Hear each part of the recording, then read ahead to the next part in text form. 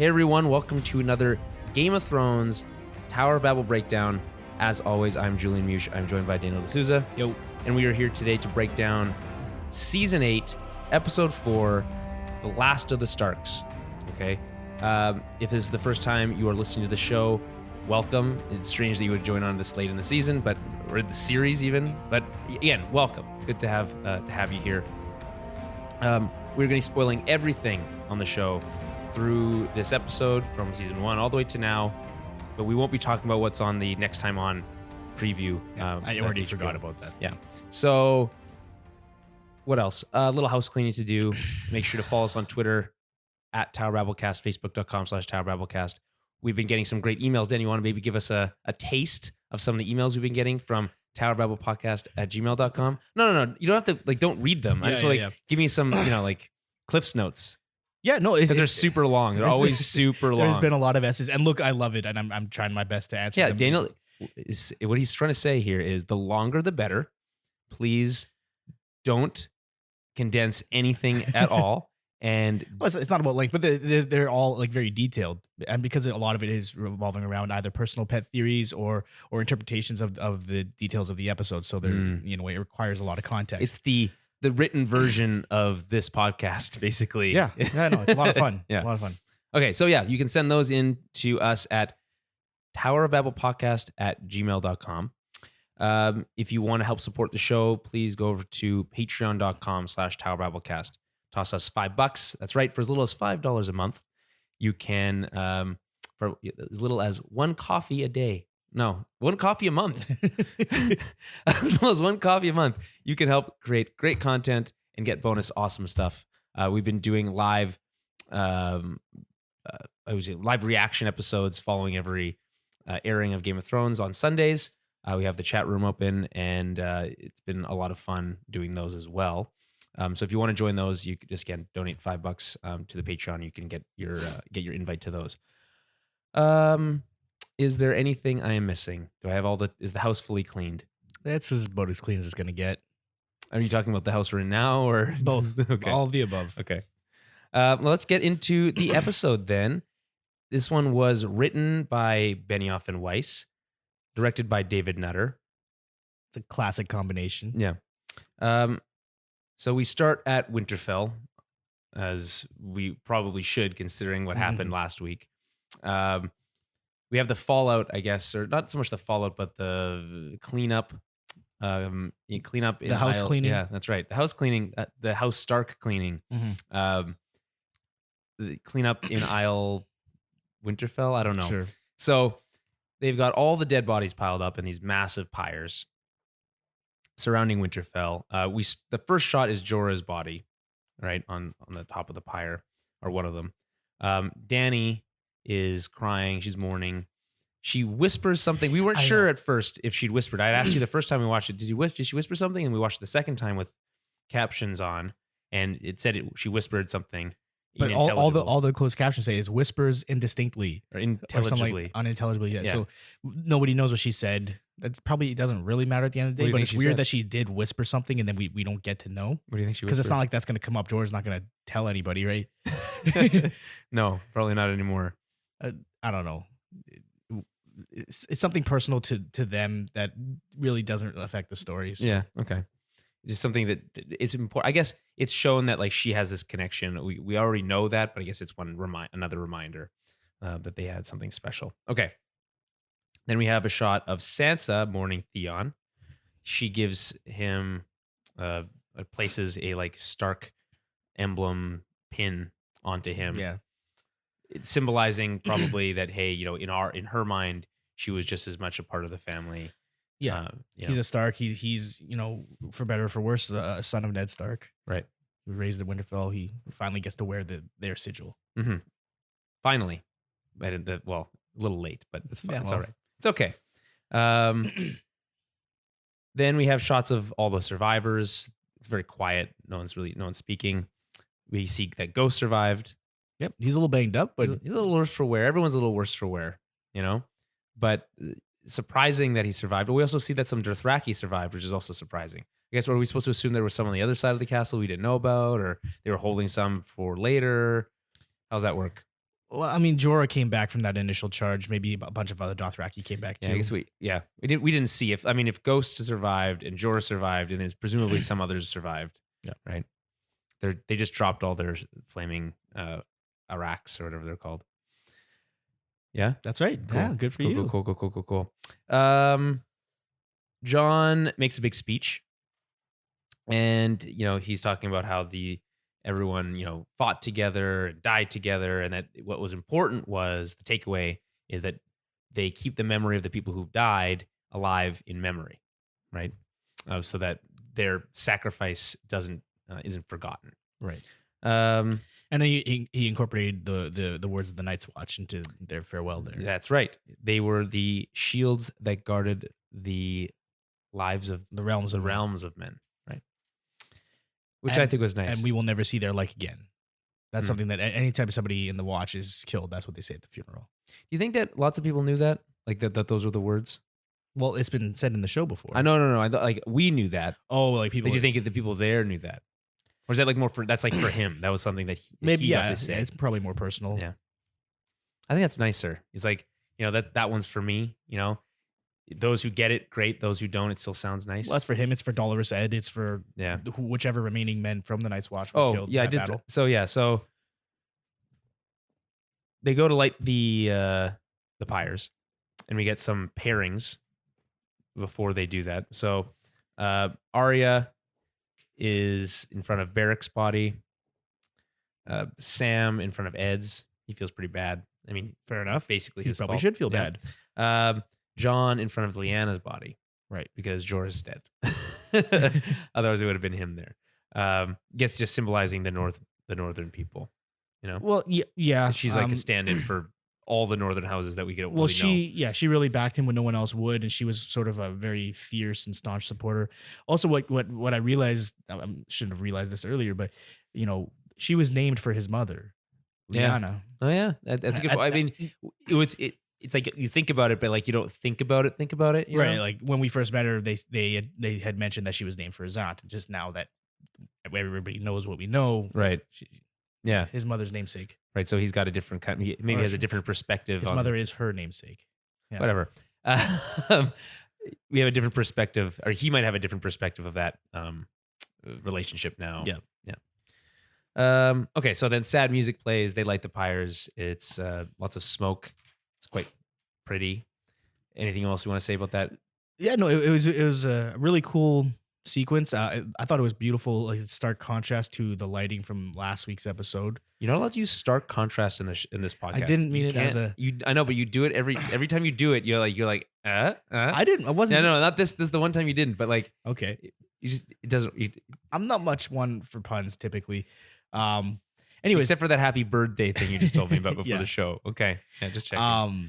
Yeah, no, I thought it was a great scene. The first half of this episode is really about decompressing after a large battle. So it was very good to have some time with these characters, not just this funeral scene, but what comes afterwards, the celebration. So we go to the Great Hall, and there's a feast. It has a similar look and feel almost to not feel, but a similar look to the feast that you recall from the first episode of Game of Thrones that they have in the Great Hall, right?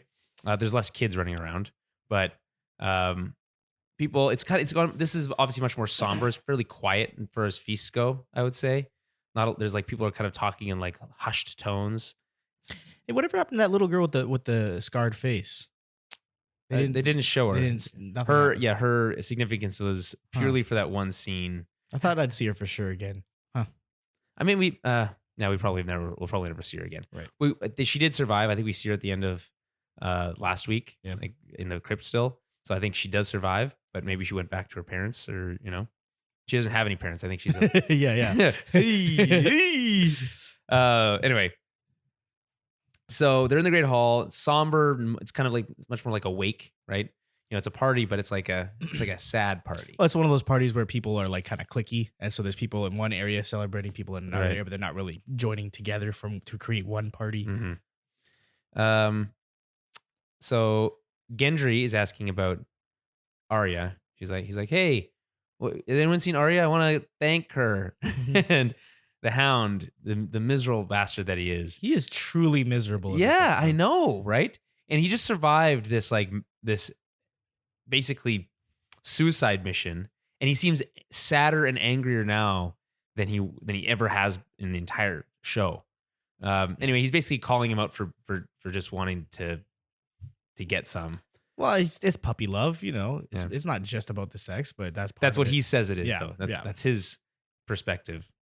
I don't think it is either in this case. So he gets up to look for her, and Dany's like eyeing the room, and she's like, Gendry. He's like, excuse me, how do you know me? Like, how could you possibly know who I am? She starts talking about how he's the son of Robert Baratheon. I feel like there was a scene where she was informed that she was told about that. I don't remember who told her or when that was. Even if there wasn't a scene, it's fair to assume that she would have learned by now with both Varys and Tyrion on her side.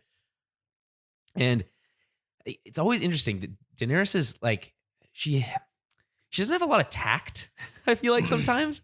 So she starts with this whole like blustery, your dad killed my family. And he's like, yeah, I don't even know. I didn't even know him. It's a weird mislead, and it's not necessarily her fault. It's the way that the scene is written itself. It's like it's meant to have you think one thing and then twist. No, I know, I get that, but around. like I think it's kind of a common trait for Dany to like when she's addressing a crowd, and she's talking to Gendry, but she's addressing the crowd. For everybody. That she uses these like she comes off as like scary, and she often that's the way she chooses to go about it, and so she starts with that and then uses a softer touch, like again as a twist, where she says, none of the Baratheons are left. Who's even in charge of Storm's End? And he's like, I don't know. And she's like, oh, well, does anybody know? And everyone's like, doesn't want to say. I'm sure there's somebody who knows who's at Storm's End. And she's like, well, I think you should be in charge. Right. And she basically, it's not a knighting so much as she legitimizes him. Yeah. Which makes him Lord Baratheon, Gendry Baratheon of Storm's End. Just because she said so. Yeah, you get to do that when you're king or queen. Mm-hmm. What do you make of that whole thing? I think it's a crowd pleaser for sure. It's a crowd pleaser. I'm sure it's a fan pleaser. Tyrion notes later on in that same scene that was actually a pretty sly move on her part. Shrewd, you could say. Sure. So now she has a loyal supporter in the Lord of Storm's End. Mm-hmm. And this was brought up in an email. I believe it was a fan named Dany. I don't have it in front of me, but mentioning that this is very similar to when Aegon conquered the Seven Kingdoms. He sent his cousin Orys Baratheon to take Storm's End, and then after that battle was over, Orys killed the existing king of Storm's End, Arya the Arrogant, and then that's where the Baratheon line was started. So he became the Lord of Storm's End, and that's wait. Who became the Lord of Storm's End? Orys Baratheon. So before him, the Storm's End was ruled by House Durrandon. Okay. And Argilac was the last of that line. Oh, and that was killed by Orys Baratheon. And then Aegon gifted him Storm's End as a reward. Oh, I see. Okay. So it's a parallel. Right? Yeah, I see that. I think that's probably lost on 99% of the people watching the show. Well, there you go. Well, that's good. It's a nice tie-in. I like that. It's not often we get to bring up book knowledge anymore. Yeah. Right. Okay. Davos always he's also like a pretty good crowd pleaser. So like she names him Lord of Storm's End, and he's like, okay, cool, and doesn't know what to do. So Davos is like, shit, I got to do something. So he stands up and does the cheers thing, and then everyone cheerses, and then so he says to Lord Gendry Baratheon of Lord Gendry Baratheon of Storm's End, right? And then he says, he like raises his glass, and then Dany cheerses Arya, who's not there.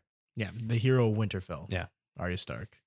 And that is another big crowd pleasing moment. She feels pretty proud of herself for getting to rouse the crowd from their Well, and somberness. it's a good point, because later on in that episode, in this episode, she does mention how for a brief moment she allowed herself to get lost in that and feel Right. happy for a minute, where she forgot everything she has on her plate, right? Mm-hmm. And that's probably part of that minute. We mentioned how Tyrion gives her props for that. And then we get a couple like short kind of catch ups with some characters, some pair off. Jaime and Brienne share a quick drink. Basically says, hey, if this isn't the time to drink, when is? And she's like, yeah, that's a good point. And then Davos and Tyrion talk about Melisandre. Right. And because he feels like, it's interesting trying to read Davos here. It's like, does he feel like he was, his chance to get justice, as it were, was kind of taken from him? Yeah, I mean, I don't think Davos is the type. It didn't need to be him that killed her. It's just the fact that she dies. If she did it to herself, is what he said. He needed to see her gone to pay for her crimes. It didn't need to be him swinging the sword. Right. I think Davos typically represents sort of the everyman, the common man. And in this circumstance, it's like he's dealing with these magical forces that are so far beyond him. He doesn't know how to process it. Yeah. He's like, she's dead. The witch is dead. Great. Yeah. But weird. He also says like, hey, like I've seen some pretty crazy shit. This Lord of Light, gets us to fight this war. We win. Now what? It leaves us to our own devices. And I feel like he's just like very frustrated with this deity, right? Mm-hmm. That has clearly shown to have some people who follow him, at least, seem to have abilities that. I had someone ask over, I think it was Instagram. One of our fans on Instagram messaged me and said, which one is the right religion, quote unquote, in Westeros? And I just basically said that not many of the religions have actually shown to have any actual power, except for the Lord of Light, right? R'hllor. And the old gods. And the old gods as well, right? But that's more the children of the forest, which are gone. But well, yeah, I mean, it's weird. There are many different religions. Mm-hmm. You could argue that the drowned god has some sort of power. Yeah, I said that maybe that one. And much like our religions, they're all aspects of the same. They're all trying to tell the same story from a different perspective. So they all have their place, I guess. Sure, but why does R'hllor get to light like fires and bring people back from the dead? Because he has like witches and warlocks that worship him. Okay. I just think that's. I get it, and it goes back to him. In my mind, it goes back to Dany bringing the dragons back, bringing magic back into the world, and now these people who were following these ancient religions that probably didn't have a lot of power back in the day. Now they're seeing a resurgence of power as a result of Dany breathing life back into magic. Yeah, but was Beric not brought back several times before that ever happened? No, never. What are you talking about? Are you sure? Dany, okay, so that's season 1 when the dragons are born. Beric doesn't die until after that. He's brought back how many times? He's brought back, something like 7 or 8 times. And his first time he dies is after the dragons are for born. Sure. You sure about that? I'm 100% sure. And we only see like 2 of his deaths. Yeah, we don't see much in the show. A lot of it is just implied. Okay. So towards the end of season 1, episode 6 or 7, I want to say, Ned sends Beric off to find the Hound. That's the last that we see of him before we change actors. He's recast. And then obviously season 1 ends with Dany and the dragons. Mm-hmm. By the time we do catch up with Beric, he's had a few deaths. Right. So it's not like the timeline isn't exact, but the idea is, and Thoros says this as well, is that when he was at King's Landing, Thoros was just a friend of Robert's. He was a drunk. He just liked to party and whore around. Mm-hmm. And then he went off to the Riverlands, and then something changed, and he actually started feeling powerful again. He started having visions that he never would have had before. He was able to bring Beric back when he wouldn't have been able to before. Right. And he didn't believe in that kind of stuff before. So anyway. Yeah, a little bit of a tangent there. Davos feels frustrated by the deity. And I think kind of exemplifying a lot of frustrations that people have in the real world about, looking for a sign, if you want me to believe, give me something. And he's saying that like, hey, there's been a lot of signs, but like how much have you actually helped us? Right. Fair. So Tyrion then goes and admires Bran's chair. It's interesting to find out that it's a version of a chair from a Targaryen from like 100 years ago or something like that. 120 years ago, yeah. Darren the Good. So that's cool. That's about it. That's literally all that happens there. You remember at the beginning of the season, you said that they were going to tone Bran down and make him more human. Yeah, I guess that didn't happen. Didn't really happen in this scene. Because he says in this scene, quote, "I don't really want anymore. I don't really want." Like he doesn't want anything. He doesn't want for anything. But it's not like he's so rich that he doesn't need to worry about it, but more like he doesn't care about it. Well, he's transcended it. Yeah, he doesn't even worry about any material goods. Exactly. Why would he? But Tyrion was trying to suggest that he would be the Lord of Winterfell. I don't think he would make a very good Lord of Winterfell. Well, not in his current state. No. Again, he's transcended that. He wouldn't care about any of the internal politics. He says he lives in the past mostly, which is actually fairly sad, I guess. Right? Like what? And I was talking about this before, but like, what purpose does he serve now? Like, what good is he now? Yeah, no, his story was really like intrinsically tied to the Night King and the Battle for the Dawn. And he doesn't really have a horse in the race anymore. Does he? He cares about his family, of course, and he wants to help, but there's not much he can do to help against Cersei and the Lannisters. He lives in the past. He could see all of her schemes. Yeah. Okay. And then what? Well, that would give you a certain leg up in a battle, don't you think? Yeah. Yeah. Okay. Anyway, that probably won't happen. It's the Professor X situation. We have to just pretend that he doesn't have the ability to see everything because we need dramatic stakes. Okay. Then Tormund cheers it here. So this I find interesting. So Tormund cheers as Dany to the Dragon Queen. I don't feel like cheers is the actual way that should be conjugated. Cheers is. I've never we've both been working in the bar for like 10 years, and I don't know what the plural I guess would be for cheers. He toasts. The word you're looking for is toast. He toasts somebody. Right. Not to be confused with a roast. Right. So Tormund cheers his Dany. Okay, we're gonna stick with it. Which is in stark contrast to a scene that comes later. I think that is a pretty important scene. I think plays a big role. We'll get there in a second.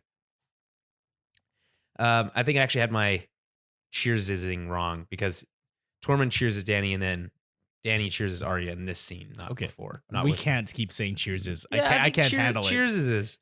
There's actually an extra S in there I've added. So yeah, it wasn't with the earlier scene, but that's fine. All the cheersing gets mixed up together. It's like nails on a chalkboard now. I can't. Okay. And then Tormund celebrates Jon riding on a dragon. There's a brief scene with Jaime, Tyrion, and Brienne starting a drinking game. Yeah, that Tyrion's favorite game. Yeah. He apparently invented that version of what's it called? And it's like Never Have I Ever. Yeah, that's actually what it is. But he's making claims about somebody's past, and you drink if he's right. It's very similar to Never Have I Ever. Yeah. So anyway, we'll get to that.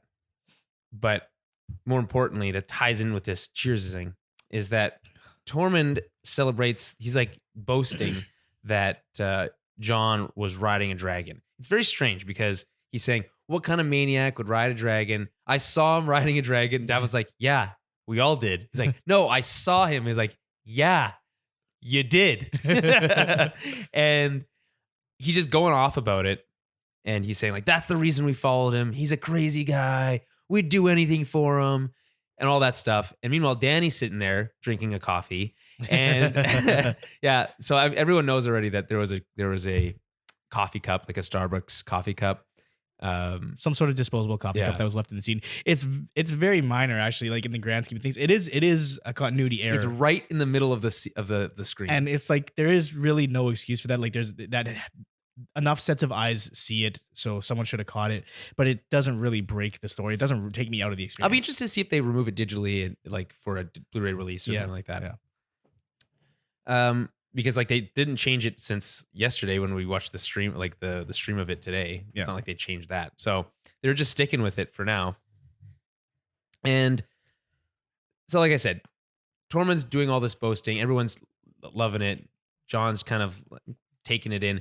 I find it interesting that Tormund brings up the fact that, John died, he came back, which he doesn't talk about very much. Which no one has really talked about. You would assume that John and Dany, having been so intimate, have had that discussion. Right. Because she's going to see all those scars and have a couple questions. Yeah, like why do you have a, yeah. But yeah, that's not something that everybody openly talks about. And I thought that was going to be a more important part of the scene. I thought people were going to be reacting to that, and they weren't. Yeah, but I think a lot of times you talk about like the regular person, when someone says this guy died or was stabbed in the chest and didn't die, it's like one of those things where like they might just interpret it differently. Sure. And he's drunk and he's boasting, like you said, and he's Tormund tall talker. Exactly. So take it with a grain of salt, but we know I don't have to. He did.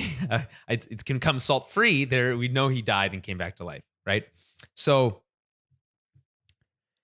Dany is basically getting no credit for having done the exact same thing, if not, I mean, she didn't come back to life, but she did definitely ride a dragon way before Jon did, who just figured out how to do it in an afternoon, right? And again, I'll just say this: completely ineffective on the dragon last week. Basically, just stood around for most of the time, and then almost dies, falls off, and then again almost dies from another dragon. So, if anything, Dany deserves more credit here than she's getting. Yeah, that's fair. And she also sacrificed a significant amount of her army to help protect them, which people seem to forget, or like to not mention a lot. Like a huge amount. Like I think later on in the episode when they're doing their strategic planning and they're moving their little pieces around the map, it's I think 50% of the Unsullied and probably more of the Dothraki that are gone. Yeah, that's huge. Yeah, that's most of her army. If there was no Northern Alliance of Northern Allied armies, she'd have almost nothing left. Yeah, she still had 2 dragons at that point. So I think this is interesting because it ties into something that Varys says later in the episode, where he's talking about how Jon, not only does he have a stronger claim to the throne, but he's a man, right? Tyrion has this whole thing like that shouldn't matter, Joffrey was a man, that didn't matter, all that stuff. They're saying it does. I think it's interesting for the show to be so bold in that, like, proclaiming that when they've been trying to, have this empowered female character for the entire series, and to now be like undercut it, be like, yeah, but she's a girl, is I think a problematic. No, but that's Varys's it's kind of what he's saying here. Yeah, and we're obviously getting ahead of ourselves, but it's the show being true to the rules of the universe that it's created. So the people in Westeros, the lords of Westeros, whoever, what remaining lords there are, would have that attitude as a baseline. And that's not to say that Dany can convince them otherwise, but that would be their initial reaction. Yeah, but it's also a show in 2019, and they know what they're doing. So I think it's an interesting choice. That's all. I'll just put it that way. Anything else you want to say about that before we move on to Jaime, Tyrion, and Brienne? Yeah, no, it was a good tension building scene in the middle of a party where everyone's happy. Dany can't be happy. Because she has too much other stuff on her mind. And she can see, like, she's starting to unravel. She can see the way people look at Jon. Like, he may be a better ruler, or at least someone that people are more willing to follow. Although she's got a decent following herself. She has had in Essos. She doesn't anymore. And she now is, through no fault of her own, having to look at Jon as a rival. Yeah, and it's interesting because she's looking around the room, and you can interpret it in a couple different ways. You could interpret it that she's looking at these people who are able to enjoy this victory and that she's not. That's one way of looking at it. The other way of looking at it is that she is paranoid, that she's looking around the room and she sees Sansa looking at her. She sees Jon talking with these other, the old boys club, She sees her hand, Tyrion joking and laughing with Jaime Lannister and Brienne, who's protecting Sansa. Right. And she's worried that her claim, everything she's wanted is unraveling. And I think that's maybe what they're trying to say here. I'm very concerned about where the show is taking Dany. I think that we talked about in our live reaction, or actually just after our live reaction, I was reading a piece from Joanna Robinson on Variety, No, sorry, she's on Variety. She's from Vanity Fair. And basically saying that there was an interview with Emilia Clarke before the season and that she was concerned about the way that people would react to Dany's kind of final story. And I'm concerned that the show is deciding that they're going to take a character that we've had as a hero character, a protagonist for the entire series run, and then at the 11th hour, flip the script and portray her as a villain.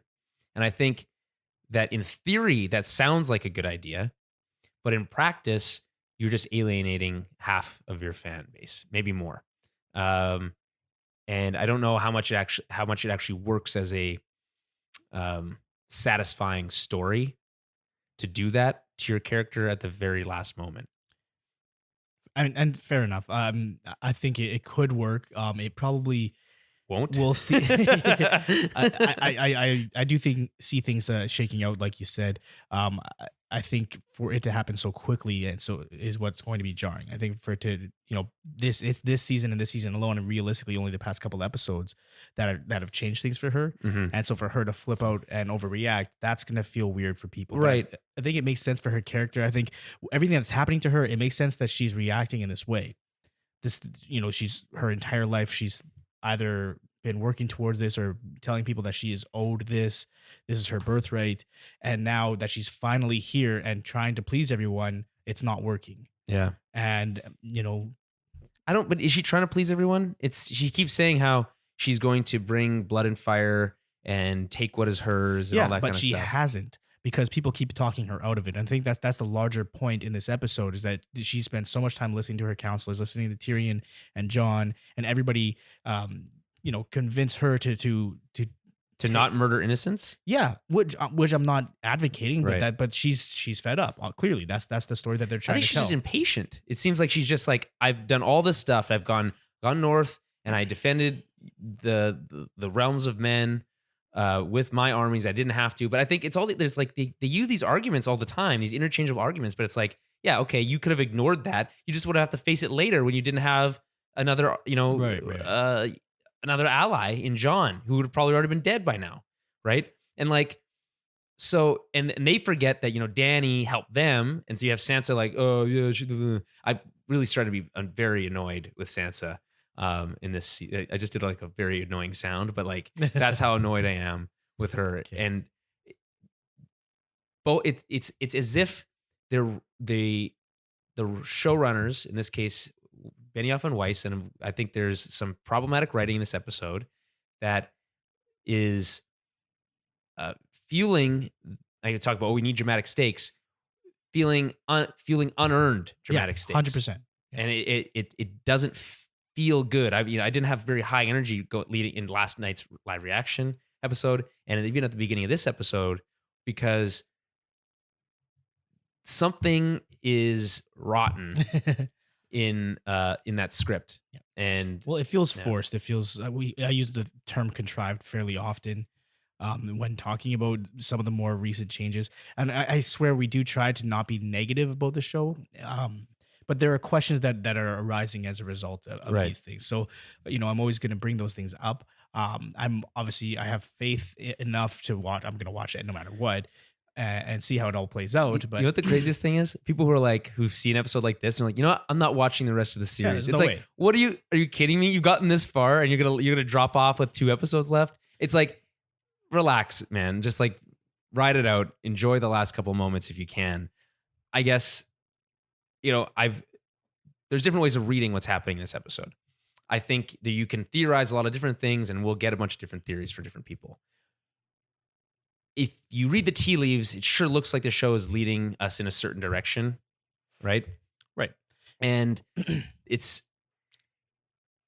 unlikely although it's still possible that there will be a twist that upends those expectations that the show is setting up, because they are setting up certain expectations and they're doing certain choices that are leading you to believe a certain thing, but maybe so that they can lead you to believe something will happen, only for that to not happen at the last moment. Yeah, potentially, but that's a lot very of, vague. sure. Something might happen, and then maybe it won't happen. Is basically what I said. That always applies to everything. Yeah, exactly. Let's get back on track. Okay, so Jaime, Tyrion, Brienne, they're playing the Never Have I Ever game, and Brienne's drinking a lot. And it's basically Tyrion and Jaime teaming up on Brienne. There's a bit of back and forth, but yeah. It's I think she gets one on him that we see.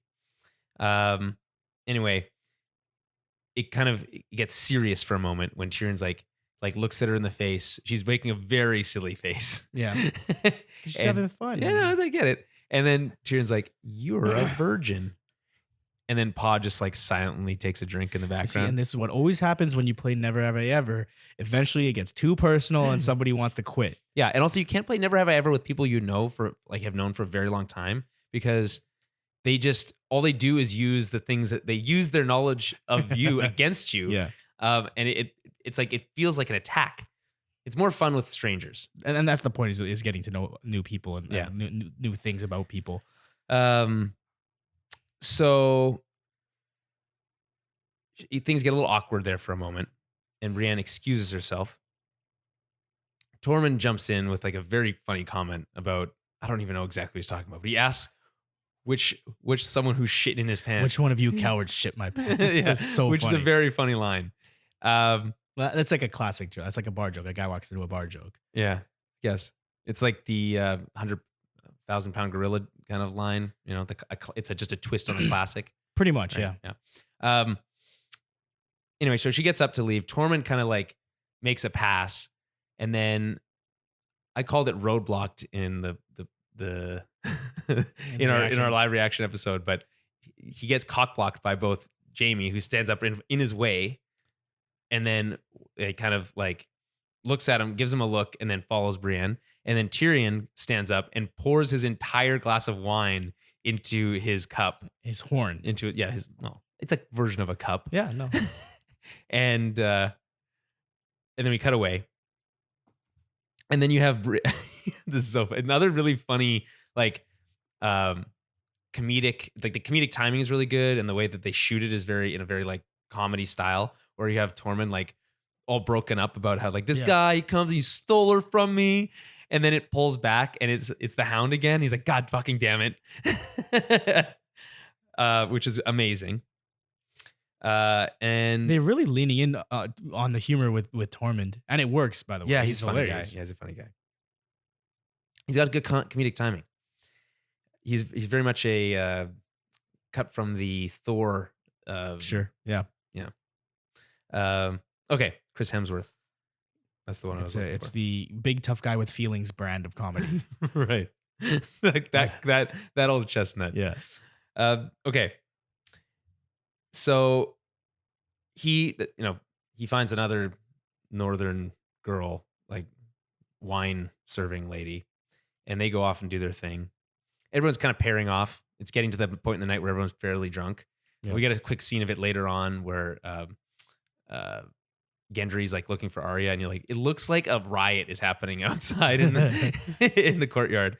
But anyway, Sansa sees the Hound kind of basically turn down an advance and come up and is like, hey, she could have made you very happy. And then they kind of reminisce a little bit. And there's this moment where, like she asks him like, well, what makes you happy? And he says, it's, that's my business. What do you think that might be? He says there's only one thing that will make him happy. One thing that would, or one thing that does? I think that says one thing that would make him happy. Well, obviously that's killing his brother. You think that's the only thing that motivates him. That's the only thing he cares about right now. I would say the old Hound, and probably still this one, like what he's always kind of said is the only thing that he actually enjoys is killing people. That's something that brings him joy. Right. And now, he's grown, he's gone through some things. He built a church at one point. But, he's certainly like he went on a pilgrimage. Later on in this episode, he says, I have unfinished business. It's clear that that's the mountain. Right. Like, what is that? You say there's that interest that we keep saying, like we said in our death pool, like people can't just keep like die at the same time together. Like that can't just keep happening. Yeah. Right. So like assume but they're the ones that will. Right. and some might Jaime and Cersei. But and that's it. Two. That's it. You're done. That's still like a lot. And maybe Jon and Dany, but I'm just kidding. So,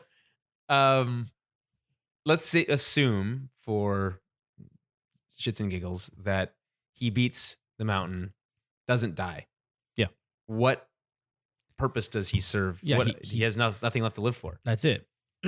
I mean, yeah, he could, maybe his story ends with him going and building his own church and like protecting a bunch of small folk and that kind of stuff. But I really doubt that. It seems like he has a tragic end. Yeah, he's not going to walk off into the sunset. And never assume, right, on the show. Although, again, tea leaves. Okay. I guess there is a line here from Sansa, and I saw some people reacting poorly to this line online, basically saying that the Hound says, "Hey, if you'd left with me at Winterfell, none of those terrible things would have happened to you." Right. And she basically says, I'm a stronger because of it. And people are kind of like, you probably shouldn't like. Yeah, you shouldn't normalize that kind of stuff. Normalize that kind of behavior. Exactly. And like you said when we were watching the episode, it's really that same line that we get from Bran constantly. Yeah. Everything that happened to you brought you to this point, which is sort of like the only healthy way to live and to move on is to just be like, it happened. It's part of who I am. Yeah. But at the same time, that doesn't mean it had to happen or should have happened, and it's not good that it did happen. Right. Right. You'd probably be better. But she's kind of putting it. She plays it like that. Hey, if those things hadn't happened to me, I would still be a little bird. I would have stayed innocent. Yeah. I mean, it's hard to say, but either way, the answer can't be, I'm glad that those things happened. Right. So that's kind of what they do here. It is not great, but we'll just move on. And I don't want to spend too much time. We spent a lot of time on a bunch of stuff. I just think it's important that we mention that is fairly problematic. I've never liked that kind of mentality. I do like the little moment where she says that what did she say? She gave it to him, and it was hounds, and like a little chuckle. Yeah, that was good. Okay. So I wrote here, the celebrating gets more drunk because that's that scene from the outside. And it looks like a riot. Makes perfect sense. Yeah. Gendry finds Arya shooting her arrows again in private. Yeah. She's brooding. She's really good at it. And he's all proud of himself, right? He's like, just so you know, I'm not just some schlub anymore. I got a new job and I got a cool car and he's really excited. Forget about the coffee cup. This is an actual oversight that really pisses me off. Okay. Is that they got his last name wrong. He got his own name wrong. Okay, explain yourself. So he in the show he says, Arya, I'm not Gendry Rivers anymore, right? I'm Gendry Baratheon. Rivers is the bastard name, much like snow in the north. Rivers is the bastard name of somebody from the Riverlands. Gendry is born and raised in King's Landing. His last name would be Waters, not Rivers. Okay. So it's possible that they'd already said that was his last name before on the show, and I don't know for sure. They didn't. But if that's the case, that's maybe why, or they didn't, and it's a complete oversight. I don't know how that happens. I couldn't tell you. I don't know. Again, that's probably something that most people aren't going to notice. It's also not the biggest deal. It's not that big of a deal. It's just to you, it feels like it exemplifies a greater issue. For sure, it does, and it's attention to detail, right? The little things that make the world tangible. Coffee cups and last names. But that's what it is, man. If you get lazy at this point, we're so close to the finish line. Like little things like that are going to pull someone like that is a book reader out of it for a bit, because why? It doesn't make sense for that character to think that whatsoever. Yeah, I guess like just getting to the end. Just take it easy. You're already there. Just Yeah, just. Anyway, it isn't the end of the world, but it's like I said, it's an oversight, and it bugs me. Okay. Anyway, Gendry's proud of himself, and he asks Arya to marry him and be the Lady of Storm's End. And okay, so obviously we know how this is going to end, and we've seen the episode, but like we could have predicted how it was going to end. And basically, right. She's not the marrying kind. She gets to use the line, I'm not a lady, which is a classic that we've heard from her many times. To me, it's more about the line, that's not me. So this is mirroring a line from season 1 when Ned sits Right. down with her on the stairs and says, one day you'll marry a lord. I'll find you a match, and you'll have kids, and you'll Right. be a lady. And then she says, "No, that's not me," and goes back to her water dancing. Well, yeah, and then she says that I think to Nymeria too. That's not. And she says that's not Yeah. you. Yeah. And so both it's like both lines are a callback to that same moment. Right. Right. It's interesting because they actually haven't spent that much time together since she was really, really young, right? And he clearly doesn't, much like I don't think Jon fully understands who Sansa is now. Gendry doesn't fully understand who Arya is. Yeah, and if he's in love with her, it's based on the time that they spent together when she was much younger. Right. And he was too, and they're going through stuff together. They're different people. Trauma, right? We talked about that in previous episodes. But now it's more that he's just getting caught up in the fantasy. Mm-hmm. And like I said at the beginning of the episode, it's puppy love. We've all been there, but yeah, not meant to be. So we go to Brienne's room, and Jaime knocks, which is nice. At least he knocked, and enters. And we've never seen Jaime this awkward ever before. It's very amusing. I love it. He's like, man, it's so hot in here. Like, why do you keep it so hot in here? He's basically doing that thing. It's like, is it hot in here or is it just me? Like, like he's like pulling on his collar. Yeah. Like if he was wearing a tie, he'd be doing like, and so I think he knows what he wants to do, but he's not sure how to approach it. This is very different for him. Like this type of intimacy is not really normal for like the type that what he's experienced. He's basically only ever been with his sister. He's literally only ever been with his sister. And like he doesn't know what the hell to do with himself. So it's amusing to see. Brienne doesn't know, and what makes it even better is Brienne isn't able to even parse it until like he mentions Tormund. Right. And she's like, "Oh, you sound pretty jealous." And he's like, "Shit. Yeah, I do." And then they get it on. And I like the line where he says that I've never slept with a knight before, which is like kind of like cuts the tension a little bit. And then she brings the tension right back up by saying, I've never slept with anyone before. Right. Which I think this scene leads to the scene later where Jaime leaves. We can kind of touch on that now and say, even though it seems out of character for Brienne to react in such a strong way that she does later in the episode, that I think we talked about this briefly on our live reaction, but the idea is basically that, this is her first crush, right? And her first boyfriend, quote unquote. I don't know about that. It's the closest thing she's ever had to that. Sure. But I don't know if that's what is. That's not what's driving her emotion later on. It's Jaime. He's part of her life. It's not just that she felt love for the first time. She's had crushes before. No, but he's an actual like a role model to her.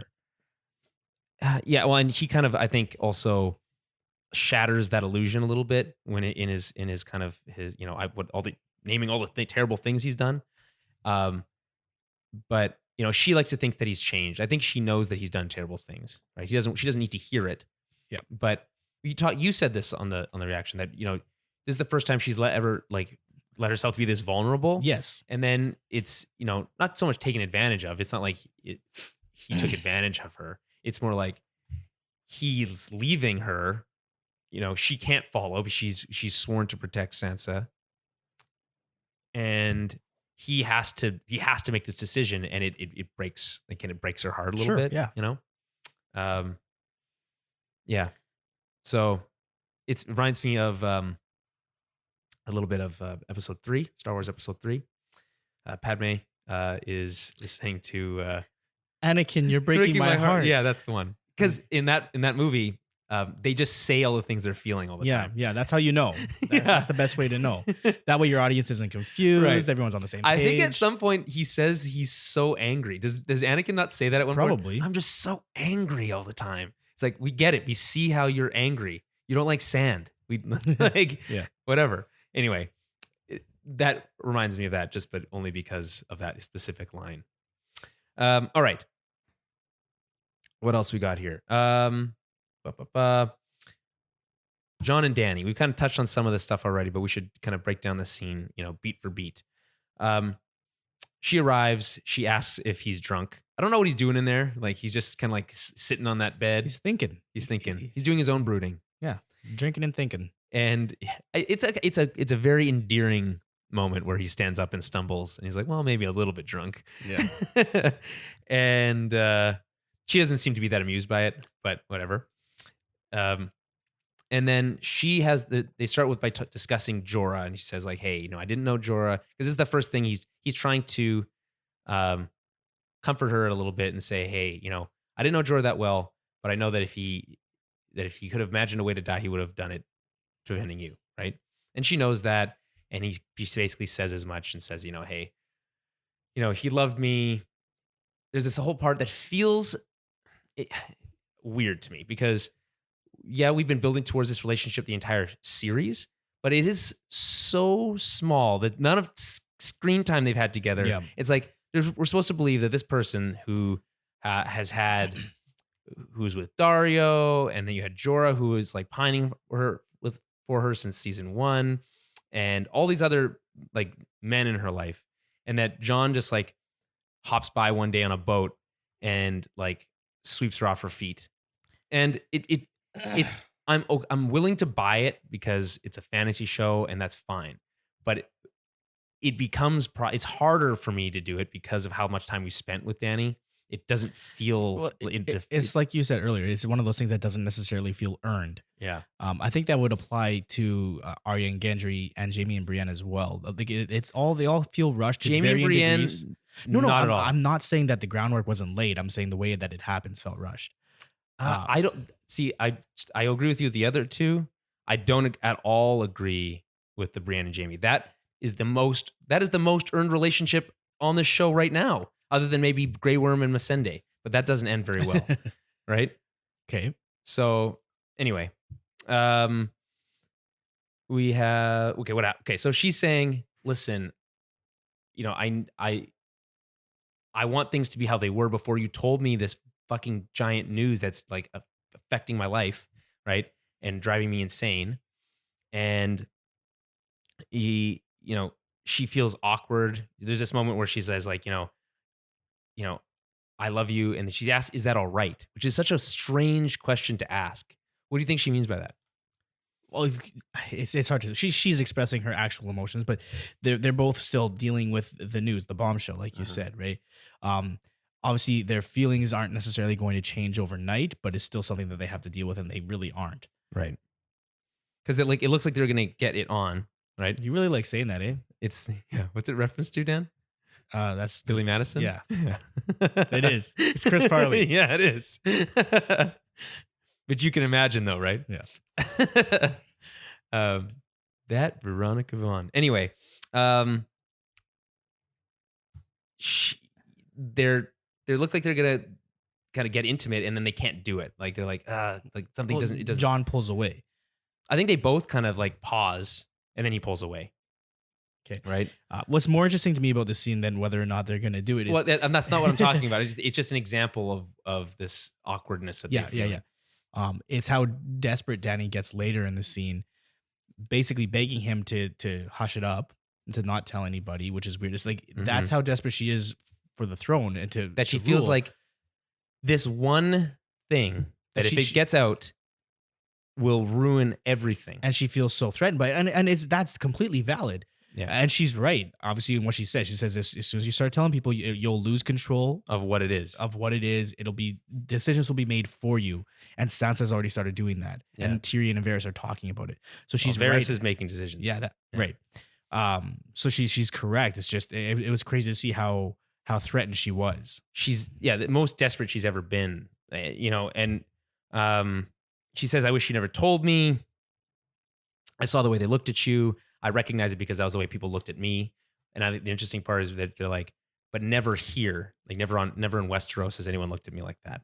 Right? She earned her respect in Essos, right?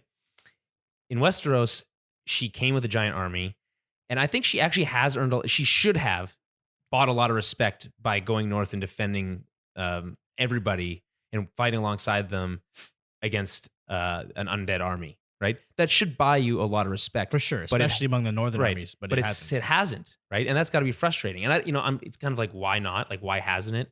And you could make that argument about her being a woman thing, which they're particularly misogynistic, maybe in the North more so than Dorne, for example. I mean, I don't know about that. You say that, and I think historically that would probably be true. But you also see the way that the northern armies like followed Lyanna. Lyanna Stark, right? Lyanna Mormont, and Sansa Stark. Right, Sansa's huge in the North. People respect what she has to say. It's not that they're it's because she's a foreigner. Women. It's because she's a foreigner with a foreign army, and she's an outsider. There's this whole insular aspect to the North, which is, I don't think that I think that is venomous in and of itself. Mm-hmm. But that's where they're at right now. Okay, so like you said, there's the whole thing about you can't control it. So she begs him. She says she's never begged for anything in her life, but I beg you to not tell anyone. He says he has to tell Sansa and Arya. Right. And he says, like, you're my queen, they're my family, we can live together. And she says, yeah, we can. And then her whole like attitude changes, and she's like, I just told you how. She just gave him an order to not tell anyone. Yeah, she put her Queen Dany face on. Yeah, she's good at that.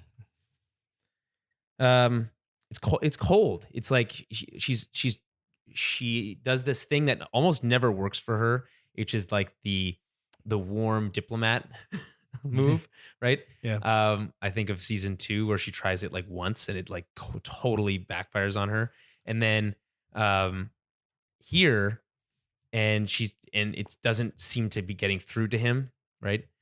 It's put John in a weird position because he's not sure what to do. He's like, I've already told you I don't want the throne. Yeah, but John's never sure what to do, right? Like, is it just the going that through the like? No, that's not fair. I think, I guess maybe a little, but he's between a rock and a hard place. Right? No, I totally get that, but it kind of always feels like that, right? Theon's jealous of all the easy decisions he's had to make, but he's like actually never really made that many decisions. Yeah. Most of them are made for him. Okay. Anything else you want to say about that scene? I think it's this season is so short. Like this stuff, it's obviously been teased for a while since the second episode, and even a little bit in the last episode, right? Not much because they had bigger fish to fry. But it's clear that they're gearing up for that to be a major conflict after the Lannister thing. We have 2 episodes left, so it's hard to talk about what happens after episode 5. Mm-hmm. But it's clear that there's going to be some sort of conflict there, and I think it does make sense. I think that's an interesting story if it's done right. This series has always been about conflict within the human heart. So having Jon and Dany on not opposing sides like there's 2 armies, but having 2 ideologies that you don't know which one you're in favor of makes for a really interesting story. But again, like we said earlier, it has to feel earned. It has to make sense. Well, and also the show is leading the witness a bit here, right? Like it's saying, it's showing us these moments where you have Varys saying, wouldn't it be great if Jon was in charge? And, Tyrion saying, wouldn't it be great if they're both in charge? And Sansa saying, wouldn't it be great if Jon was in charge? And no one's saying, wouldn't it be great if Dany was in charge? Yeah, well, because Jorah died. So. Right. And so did Missandei. Yeah. Right. So it's tough. Right. Okay. There's a brief Brienne and Jaime moment. He's like lying in the bed and sighs deeply. That's it. Yeah, that's all that happens there. Then we go to the war cancel scene. There's a lot that's happening here. We see how much of their forces have been lost. Half of the armies, essentially. Yeah, it works out to about a solid 50. Yeah, give or take. The shocking moment is when you find out there's still half of the Dothraki left. Probably, I think less of the Dothraki. It's not really clear how many pieces he takes. But yeah, essentially the Night King snapped his fingers. 50% of their armies are gone. Right. Okay. We're not allowed to talk about Avengers. Although that's from Infinity War though, so that's not a spoiler. Right. But the Russos said that the spoiler ban is lifted. Yeah, but it doesn't make, it's not part of this There is a Spider-Man trailer that was released today that is 100% a spoiler for Infinity War. Okay, well then, I suggest people avoid it if you're still avoiding Endgame spoilers. Yeah. They do have Tom Holland warning everyone at the beginning, which throws everyone off because he's British. All the best American superheroes are British. Makes sense. Yeah, except for Chris Evans and Robert Downey Jr. Yeah, and a bunch of others. But you know what I mean. Chris Hemsworth is not British either. He's Australian. Yeah. All right. Anyway, Anthony Mackie. I don't think. Okay, you know what? It was basically Superman and Spider-Man were my argument. Okay. All right. Half the armies, and okay. So they're trying to. I'm trying to read my writing here. It got darker at this point, and I started to lose my ability to see what I was writing. So I was just kind of having to like go off of what I like, trusting my hand to make the right things. It was mostly correct. And the goal here is they're saying, okay, what's the plan? Remove Cersei. Yeah, we all agree. How? Burn it down. No, no, not burn it down. We're going to remove her. And she says root and stem. And we're not going to sacrifice innocence is the line from Varys and from Tyrion. And so that makes sense. So she's kind of backed off the cliff there. Whoa. We have a bit. We can siege the castle. Yeah. Starve them out. Starve them out. And then Tyrion makes a great point, actually. He says, hey, we've seen the people turn against who's in charge in King's Landing before, right? He was there when it happened. Right. And it doesn't take much. It probably wouldn't take much to get them to turn against Cersei, right? I guess, how would you put it? A riot is like it's like gravity. It just takes a little push. I was trying to think of a better word than riot, and wasted everybody's time waiting for that. Yeah, I was trying to think of a better word than riot. What would you like? Uprising, a coup d'état. Coup d'état. That's what it was. That's what I wanted. A coup is like gravity. It just takes a little push. Anyway, it doesn't really work. Doesn't work as well as the line from Dark Knight. Okay, I get it. Yeah. I mean, and that's a completely valid strategy. Mm-hmm. If your only argument is going to be that you want to avoid causing harm to innocents, no matter what, whether it's a siege or a direct assault, you're going to. Yes, I think you could also say, I mean, because starving them is also causing them harm. But yeah, you also want to. You could say, well, let's try to go the route that causes the least amount of harm. You know? Absolutely. They're not under the. But if the argument is, well, let's make everybody miserable and starve to the point that they riot and attack the people with swords. That's just the armed guards with swords. Yeah, let's let them do our work for us. You know. Yeah. So you're right. It's not blatant. I guess the argument there is we're not going to kill you, but we don't have to save you argument. It's just a lot of Batman stuff happening today. But like, hey, if we do this, then it's on Cersei to like sue for peace to help save her people. And she won't do that, right? They're betting on that she won't. She would never. So, of course. It is and it isn't kind of the same thing. It's two sides of the same coin, I guess. But you become what you're trying to stop if you just go in and burn it all down, right? Okay. Dany's frustrated.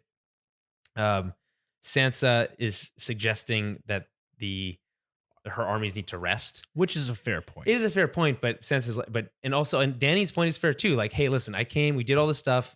Like, fuck, like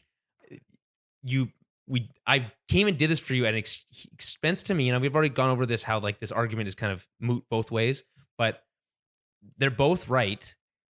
And ultimately, I think Dany's more right in this occasion. Interesting. Yeah.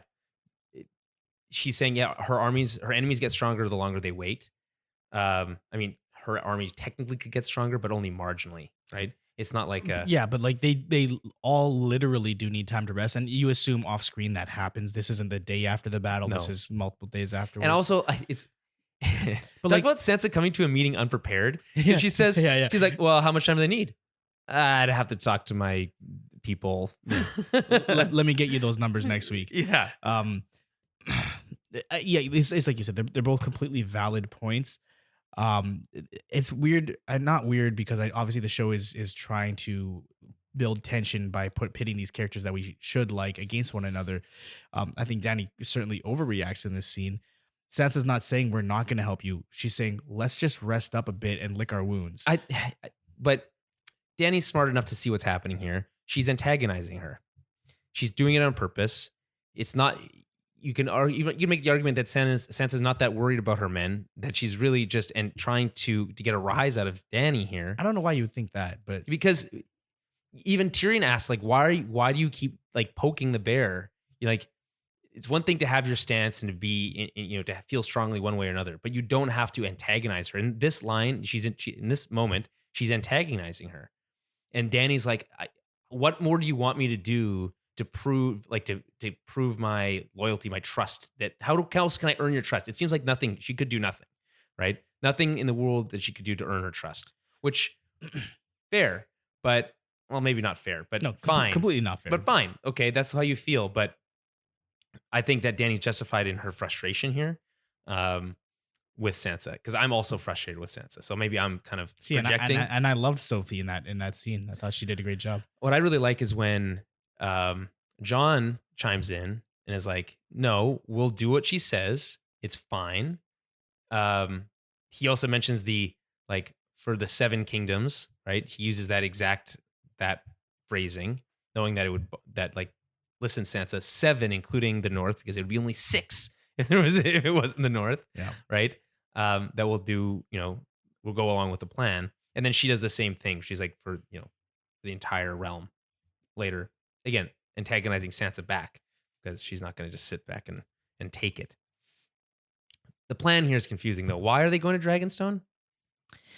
Okay, ostensibly it's real close to King's Landing, and it's a seat of power for her and for House Targaryen in general. They obviously, it's like a showy thing. It's like it's more like a aircraft carrier, right? It's like you can land the dragon close but safely. It would make sense to go to Dragonstone if you had a significant naval presence, which they don't. Right. So, because an attack from Dragonstone has to come by sea. Mm-hmm. Now she has dragons, right, which is air that can be anywhere. The rest of her army is very much a land army. They don't have much of a naval presence. Yeah, and they're all marching south. Especially with Yara back in the Iron Islands, any support that she would have had on the seas would have come from Yara. Right, and we know that Euron has a massive fleet.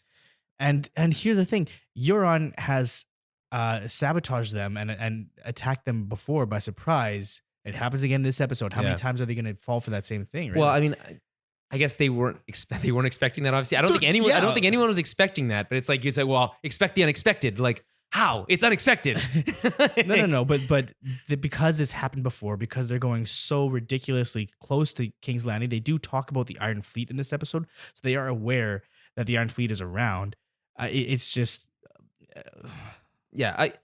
oversight again. It seems like one of those things where, like, hey, it's a cool shot to be able to show the dragons over Dragonstone. It's like hero moment, hero scene. It looks like Rhaegal's kind of like gained some of his strength back, and then shot to the neck, right? Actually, shot to the chest first. Chest, wing, neck. Yeah, and the neck one's brutal. Right. And that neck one was going straight for Dany if it hadn't hit Rhaegal in the neck. Certainly surprised. So we talked about this briefly, I think, in our live reaction episode.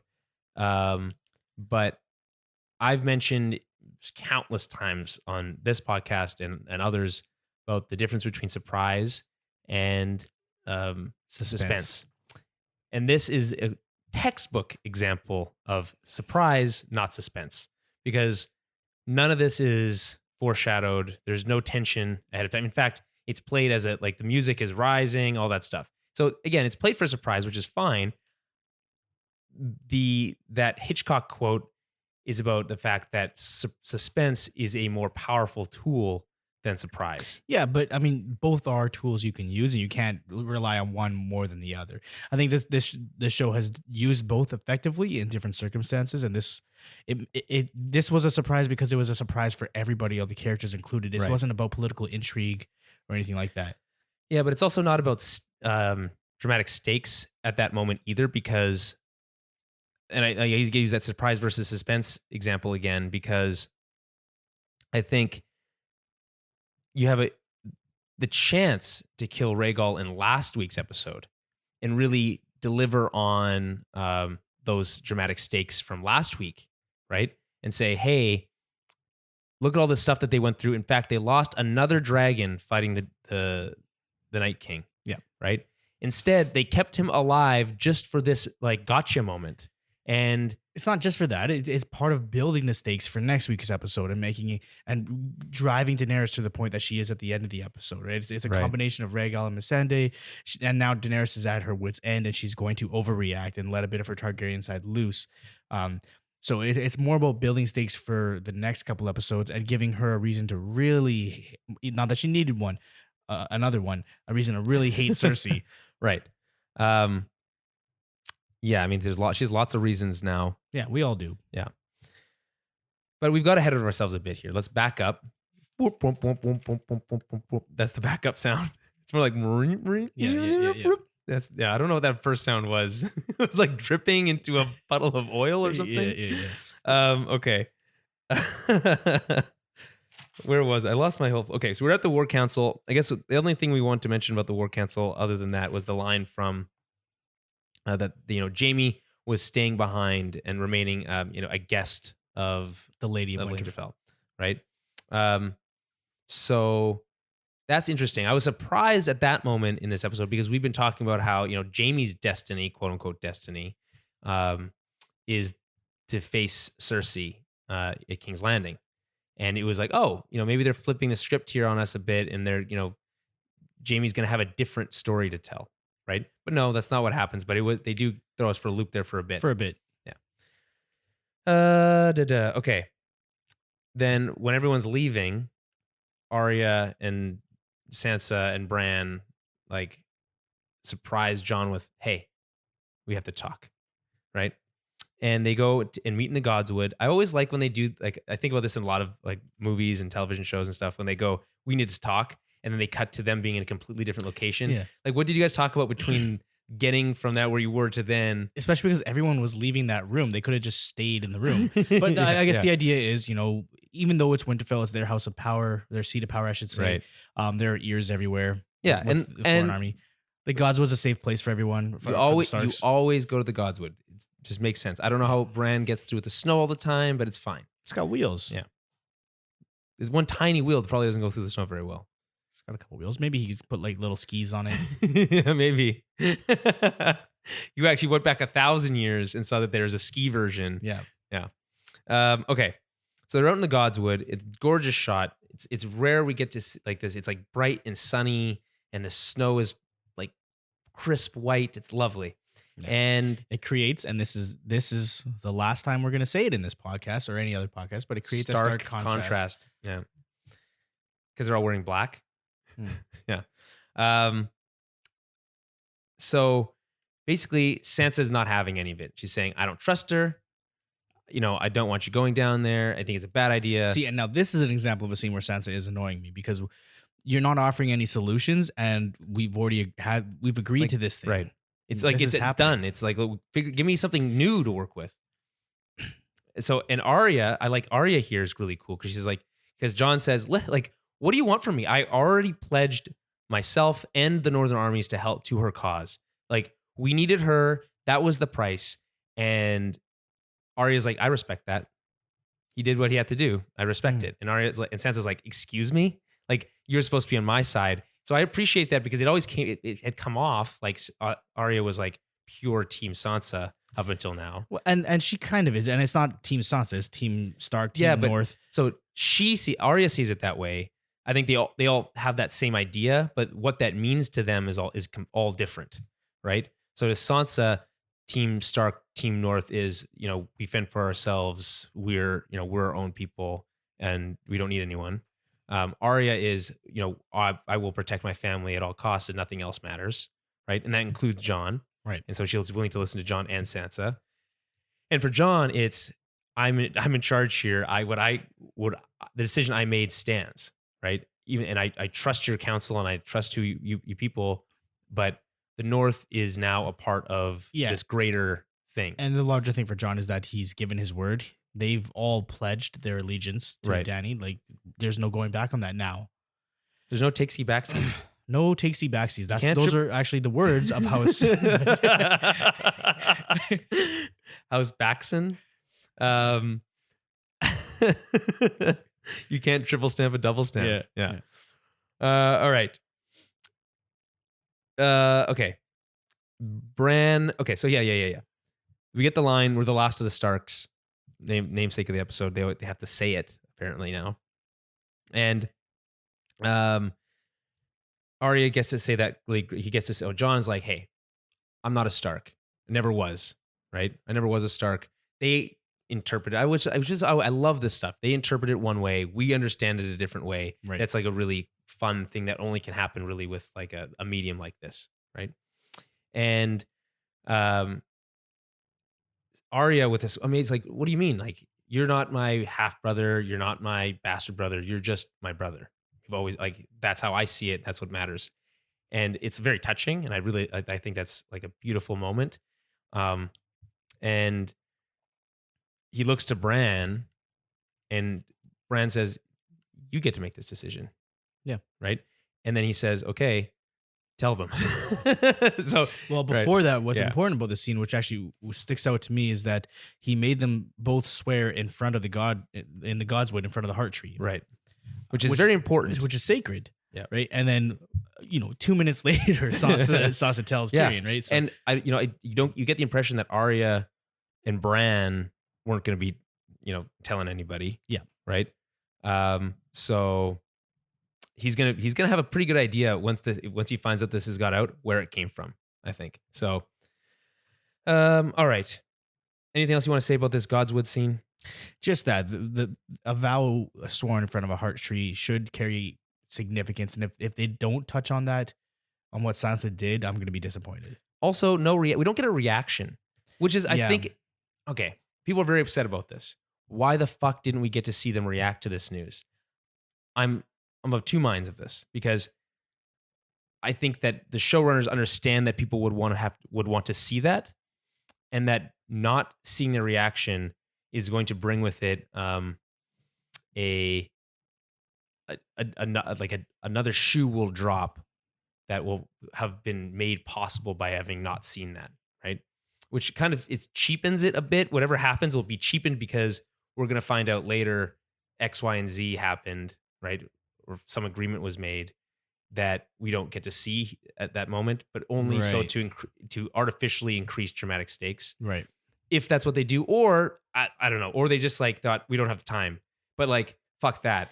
You should make time for that, because now we live in a world where people are making decisions. Sansa and Arya are making decisions with that knowledge fully processed. We don't see the reaction, but we see how Sansa deals with the aftermath of that knowledge.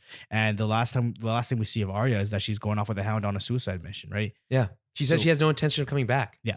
And so there's nothing in between. So it does feel a little weird just because we don't get to understand how she thinks about that. If that's the last scene with all of them together, how cheap will that feel? Right. So it's like, annoying. Okay. Tyrion and Jaime, they're just chilling, and they're talking about that, Tyrion's happy that he's happy. It's actually a very nice, like, touching moment between the two of them. Yeah. And Jaime's like, to say something snarky, like, I need you to, like, break the tension. And then he makes a joke about climbing a mountain, which is a tall person. Yeah, joke. Tall person joke, which is, again, great. That's fun. Like, they know at least you can say this about Benioff and Weiss. They know how to write Tyrion well. We can't always say the same for every other character, but they know how to write Tyrion well. And Bronn just fucking shows up out of nowhere. This really bothers you. It doesn't bother me as much because, you talk about saving time, and it wouldn't bother me as much if maybe they had made time for the reaction scene that we have to cut. Yeah, Bronn sneaking in, but we don't get either of them, so that's kind of annoying. No, and I don't get me wrong. I don't need to see a million scenes of Bronn, walking and then sneaking in, anything like that. But this scene really feels like he just shows up out of nowhere to because the story required it, because they had to touch base. Because Jaime leaves later on, so this is the last time he and Tyrion are together for a while. And it really feels like they're writing Bronn out of this next episode because he said, "I'll see you after the war. Yeah. Don't die." So whatever's going to happen will happen, and then maybe Bronn will come back. I'm sure we won't. That's not the last we'll see of him. Bronn is going to meet a tragic end as well, I think. I don't know. It won't be that tragic.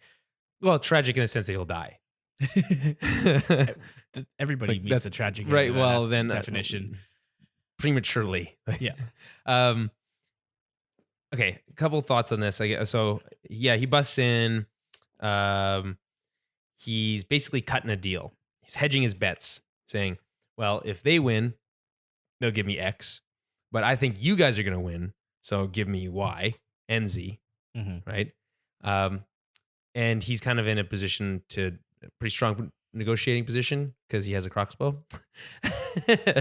And they both know that he has the skills to go through with his threats, right? Yeah, he could kill either of them whenever he wanted to, basically. They're making a lot of promises for places like Storm's End and Highgarden, River Run, Highgarden, because all of those families have been wiped out. I don't remember exactly what happened to Edmure Tully. He's not pretty dead. sure he's just under the thumb of. He's just a prisoner at Castle Rock, right? But even no, didn't he give up River Run and in exchange? What the heck happens? So what happens is the Blackfish is holding River Run, right? And Jaime frees Edmure, yeah, because Edmure would technically be the lord of the castle, right? And tells them to open the doors, makes them open the doors so that they can get through without any bloodshed. And then bloodshed. all their banners come down. I remember that. Yeah. Yeah. But Edmure is taken prisoner. He's going to be treated nicely as a someone of his station, right? So be. that his his nieces or his nephews, something like that, are taken care of, something like that. Yeah, his kids. Well, he married Rosalind Frey, right? And she's pregnant. I think is the idea that he impregnated her during the Red Wedding. So okay, so fuck, right? Who gives a shit? It's a better question. Well, that's what I'm saying. Like, they've obviously written that stuff out of the show. But the fact that they're just tossing around these great castles, and I think it's supposed to feel that way. Like, throw away, like, isn't it how important we are? We can just like give you Highgarden or give you River Run or whatever. And Varys is always talking about there's people who get affected by these things and these decisions, right? And like the right people should be appointed to make sure that those people are treated properly. And that's not what's being considered here. They're just considering allegiances and deals and what helping them solve immediate problems, right? Which could come to lead to bigger problems down the road because you have Bronn in charge of Highgarden. Like is that going to end well? Like I don't, he's probably not going to rise up and like overthrow anyone, but maybe he would. I don't know. Like he doesn't strike me as the type to make a good lord, a just lord. No, it just seems like the type that would just kind of like drink. He'd be like Robert style. Kind of. He would just take advantage of everybody under his domain. Yeah. What do you make of Jaime being like, you can't just give Highgarden away? like what attachment does he have to Highgarden? I tried to make the argument that it was something to do with Olenna and some begrudging respect he had for her, but I don't know if that's what it is. I don't think so. It's more that it's an ancient house and Bronn is above his station in this sense. Bronn does make a good argument though about how, yeah, like who gives a shit where I come from or what I do? Like, where do you think these fucking things came from in the first place? Right? Which is, I think, fair. Yeah, I mean, all the great houses are built on a legacy of various wars and bloodshed. Not necessarily murderous. I mean, the Lannisters have Castle Rock. Land the Clever took it. He tricked the Castlys out of it. He didn't kill them. Right. So that's why he's called Land the Clever. He outsmarted them and winked them out of their castle. Mm-hmm. Okay. Anything you want to say about Bronn? Else you want to say about Bronn? Probably won't see him next episode. Mm-hmm. I think they wrote him out of next episode by having that throwaway line. I don't think we're gonna have a lot of time for him next episode anyway. No, of course not. But I imagine he's not completely out of the show. We'll see him in episode 6, and then it's really hard to predict. I don't imagine he's going to be the one to kill either Jaime or Tyrion. Yeah, and more likely he's going to be killed by somebody else. It won't be either of them. I don't think it would be kind of tragic for Tyrion to be the one to have to do it. Actually, I guess, but maybe to save Jaime. Or something. Yeah, but even then, they haven't really established that enough for that to have as much of an impact. Maybe he's just one of those characters that's like just always just in the periphery and kind of gets out. Maybe just gets off scot-free in this whole thing, you know? Yeah. He's just kind of played it right. He's played both sides properly, and he's just gonna. Yeah, do you think episode 6 is gonna end with us like catching up with every character, like Absolutely. like a montage of Absolutely. and so it's Bronn like on a ship and like putting some scarf over his face because he's going across the narrow sea, and then we cut to whoever else is left. The Grey Worm training some new Unsullied in some place. You think Grey Worm is gonna be? He's gonna die too. Okay. Ghost. Why would he train new Unsullied? We yeah. what a terrible thing to do. He's not like cutting them, but he's just training people. Oh, okay. And then we cut to Ghost and Tormund walking off some of those Iceland mountains, you know? Yeah. Some nice music. Mm-hmm. I don't want to see any of that. You just want that last moment with Tormund be the last one we get, and we didn't. I don't even talk about that. It hasn't happened. It hasn't happened. I mean, there's so much happening. Okay. Arya and the Hound. Let's do it this quick. We kind of talked about it already. The Hound's annoyed. He's always just permanent. He's just constantly annoyed. Yeah. It's just his permanent state. Unfinished business in King's Landing. We already talked about this. Neither are planning on coming back. What do you think this suicide, quote unquote, suicide mission that Arya is on? Is it to kill Cersei? Like what? Well, she's the only one left on her list, right? Technically, the Mountain was on her list, but the Hound's going to take care of that. Yeah. Cersei. Ilan Payne is on her list, but I think he's also not going to be featured in the show anymore. He will probably never see him. Yeah. Which, like, come on. He's the guy who took Ned Stark's head. So maybe we'll see him. And I think Arya can kill him easily enough. I don't know that she's going to be the one to kill Cersei, but that's certainly what she means when she says, I have unfinished business.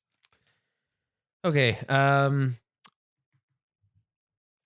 Dany goes for a stroll to go check out her dragons. We see that Rhaegal's hurt. They go for a ride. They get up and start flying. Like, so the armies are moving. Everybody's saying their goodbyes, and it's time to leave. So the dragons are going to start flying. So, Tyrion and Sansa have a meeting up on the battlements, and Sansa asks, "Why her?" Right? Speaking about Dany, like, why are you following her? Tyrion's job here is to try to smooth things over between Sansa and Dany before he leaves.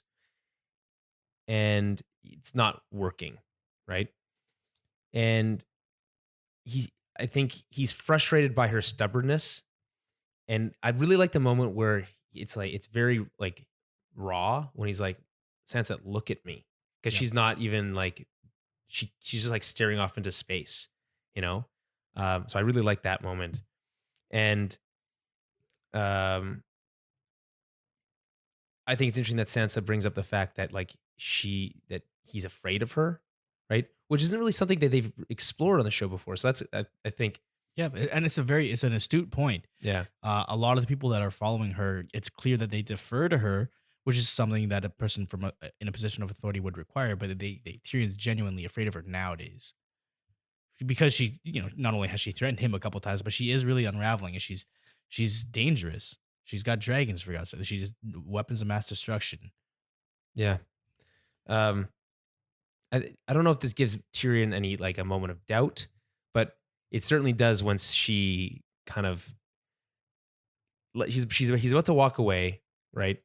And she does this big sigh, right? And says, "Wait." And then it's implied what she tells him, but we know that she tells him about Jon. Yeah. Why do you think she makes the decision? It's purely to protect the North, right? She feels like that's her last grasp at that. Yeah, so they've really established the fact that she mistrusts Dany. There's a rivalry. You think they established that? I don't feel like they've established that. She makes a good point. What if there was someone else who was not only more qualified, but had the better claim, right? And that person is Jon. So this is her last effort, her only effort. She wouldn't have made that. She wouldn't have told Tyrion if she didn't give a shit about if Jon was just some fucking random stranger, right? She wouldn't say, No, that's what I mean. Because he's someone that she can trust to have the North's best interest in mind. He wouldn't. Yeah, but she doesn't care what Jon wants, right? He tells her specifically not to tell anyone. Yeah. Right. So this is a purely selfish decision by Sansa. That's what I'm saying. Yeah. Because she knows, though, what she's saying is Jon would have to be made king and Daenerys would have to be removed. But after all of that is settled and done, the North would be protected because Jon's in charge. Yeah. Okay. Anything else you want to say about any of that? More goodbyes coming. Lots of goodbyes. Yeah. Jon and Tormund say goodbye. We know that the wildlings are off back to the north. I do like that they keep referring to like our version of the north as the south, which I think is quite fun. It's been something they've done for a while. Yeah. And they're going, he says the girls in the south don't like him very much, which is funny. And he sends ghosts away. What the fuck is with that? Don't like. This is probably the number one most hated thing that happens in this episode. A dragon dies, and people are more upset that Ghost doesn't get at least even a pet. Yeah. Before he goes give away. Him a treat, shake a paw. But it's more than that. Like the connection between the Stark kids and their direwolves is so, it's personal, it's intimate. That it completely doesn't make sense for Jon to say, yeah, get out of here, go away. Well, he's doing it like that whole, like that cliched, get out of here, I don't want you around here anymore, go, get out. But like he's like crying the whole time, you know what I mean? But it's like he's giving him like the cold shoulder instead of deliberately he ignores Ghost. What he's saying doesn't make any sense. It's not like he's going to live in King's Landing forever, right? Like, and why couldn't Ghost come down there as well? I mean, you can't have a wild animal. But Daenerys can have dragons. Yeah, they have their own pit. I don't know. It's really sad to see it. And by the way, that whole crying and telling the dog to go thing. Yeah, Arya did that with Nymeria already. So right. So you can't do it twice. But essentially the same thing. So okay. So here's how I'm sure I've expressed this on the show before, but the animals, the direwolves specifically, and the dragons to a degree, represent the character's intuition. I'm sure I said this last night as well. You did, and I think you're reading too far into it. No, yes. Not at all. So the animals represent that side of the character, their instincts and intuition. Every time in the show, when Lady dies, when Arya gets rid of Nymeria, Robb and Grey Wind die in the same episode, right? It's when they choose to ignore their animal companions, they're choosing to go against their better instincts, and they reap the results. They are punished for that. I think Jon abandoning Ghost or ignoring Ghost is a bad sign, and that series of goodbyes that he had in King's Land, or in Winterfell rather, felt very reminiscent of when Robb was saying goodbye to Jon in episode 2 of the series. So you could make the argument that the majority of the times that the thing that went wrong for that character after their direwolf was murdered or they left them would have happened regardless, and that they weren't ignoring, like Robb wasn't ignoring Grey Wind. Yeah, he was 100%. He was. How so? So Robb, both in the books and in the show, understands that Grey Wind is threatening to other people around him, especially the Freys, and so he chooses to allow Grey Wind to be locked up. Grey Wind is the entire chapter and that episode. Grey Wind is warning him against what would end up becoming the Red Wedding. Grey Wind is antsy. He doesn't trust people, and Robb ignores the direwolf, and then the Red Wedding. Okay, so maybe that one, but that's more with book knowledge. There's obviously book knowledge also involved. Okay, and then also you can make the argument Shaggy Dog was murdered and then he was murdered, but like that would have, like, the order in which that happened is irrelevant. Sure, yeah, they had less control over that, from what we saw at least. The Bran and Summer have almost, there's like the dog dies to save him and then he's fine, right? So he's different, I guess you can make that argument. I don't know, He's changed. I mean, I'm just saying it doesn't hold as much water as you're making it. It's not a 1-for-1, but it's more about when the animal's trying to tell them something and they're ignoring the animal. It's less about the deaths than it is about that. Right. Ghost in season 1 is the one who warns Jon about the whites that have come back and leads him to save Lord Commander's life. Yeah. So that's an example of Jon trusting Ghost and going with him, following that intuition. So do you feel like, okay, so let's follow that same line of thinking here. So he's letting Ghost go. It's supposed to be a sad moment, but it actually works against the character because it would have been way more sad if you had like gone up to him and been like, and gave him a proper goodbye. Yeah. Right? Because he not only he looks at the dog, he looks at the and then keeps walking. Yeah, it's rough. It's just a baffling decision by the showrunners to do that. But then you could okay, so maybe he's grown some sort of like new attachment to Rhaegal, who gets murdered in 30 seconds from now. Yeah. So I don't know. It's confusing. I'm not happy with that. All right. There's a Sam and Gilly scene. She's pregnant. They say if it's a boy, they'll name it John. That certainly does feel like a last goodbye. I'll tell you that. Mm-hmm. What's happening with Sam? What's he doing? Is his job done now too? Is his arc complete? So yeah, I guess so. Like he's not a fighter, even though he survived the last battle. Somehow he's not a fighter. He's not going to be there on the front lines attacking King's Landing with everybody. I always imagined that he would become a maester. Now I like the way that they handled that storyline. He became disillusioned with it and learned what he needed to, took it and left. So he's a better man for that. Yeah. So like, what is he? He's I guess he's the head of his house, right? Yeah. Maybe they'll give him Highgarden. Who knows? Well, he could just take his own house back. Yeah. Right. And live happily ever after with Gilly. I mean, I think we have both of them surviving on our death pool. Pretty sure. It sounds like something I've got Gilly is surviving and Sam is surviving. Yeah. And we didn't include this character, but it's implied that baby Sam would survive as well. Yeah.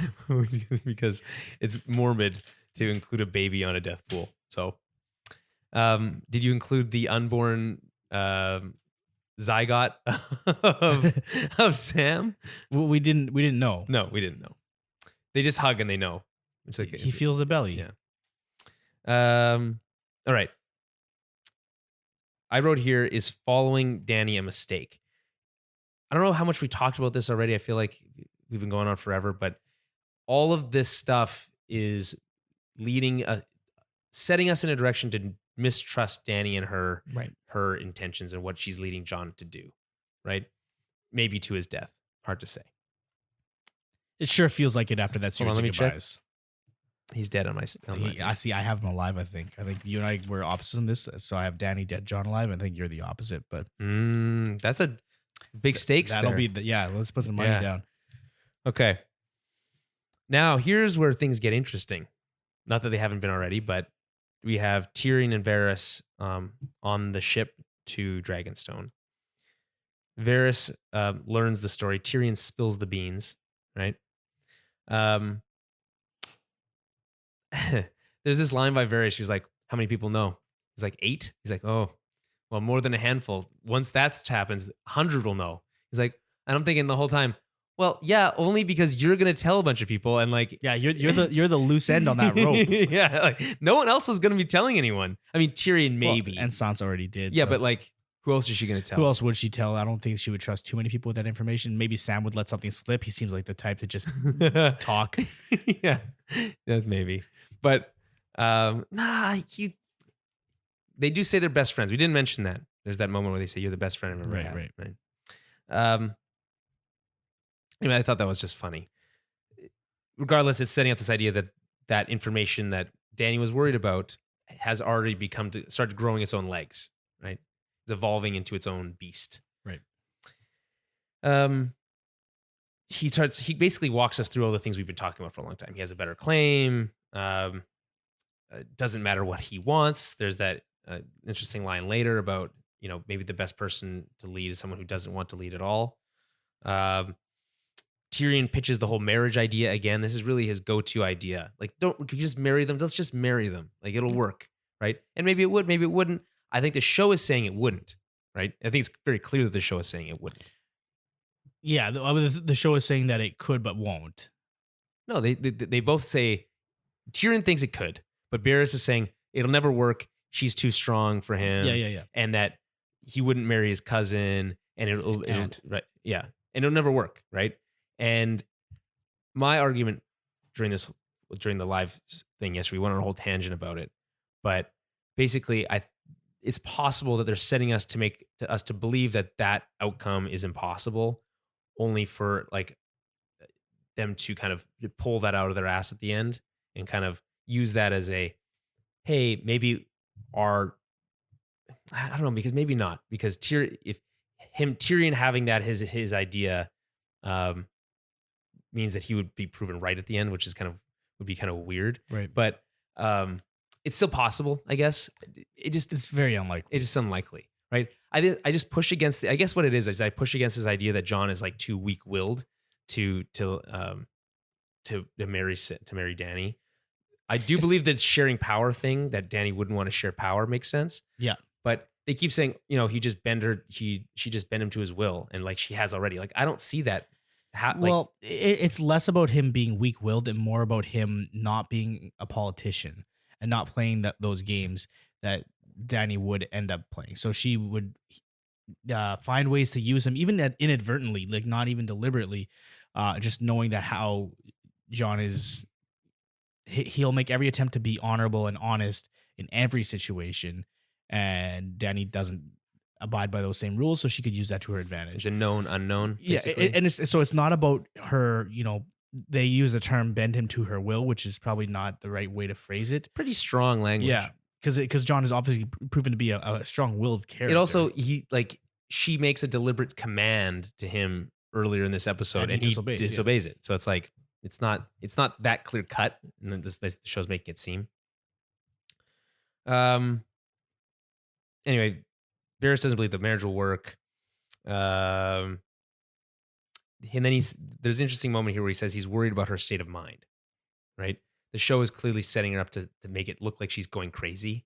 And we talked about this already. I'm not going to dive back into it. We've spent a lot of time. This episode's getting very long. Yeah, but. That is worrisome for me, and I'll just leave it there. And where do you fall on this Tyrion Varys kind of debate? Who do you think is right in this? Well, much like most of the more interesting debates within the show, it's not a right or wrong. There are shades of gray. There's good points made on both sides. But I am leaning more towards Varys. I think at the end of the day, like Dany is clearly unraveling, and he's seeing that. I don't think it's fair necessarily to she hasn't become the tyrant yet, but there's a couple lines later in this episode where she says something to the tune of, "It is my destiny to rid the world of tyrants," and right, which whatever, outlandish line, grandiose, whatever. Right after that, she says, "And I'll do it at any cost." And what she's referencing is burning millions of people alive. So.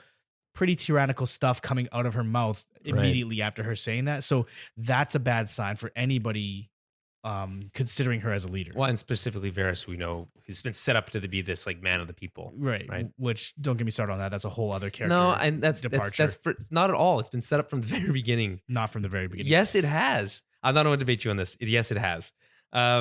Okay. We talked about the dragon dying. That happens. They turn their bolts towards the ships. The ships are destroyed. It's a very cool moment with the ship blowing up. It's cool. Tyrion jumps overboard. The mast falls towards his head. Cut to black. This is the 56-minute mark of this episode. Yep. And it probably should be where this episode ends. I'm going to be honest. The pacing was basically perfect up until this exact moment. So it's not about necessarily should or shouldn't have ended here. It feels like it was designed to end here, and then they chose to add more because they are doing the shorter season with the longer episode thing. Because this is a long fade to black. It feels like a cliffhanger that we would typically see. It's probably 2.5 seconds of black, which is pretty long. Yeah.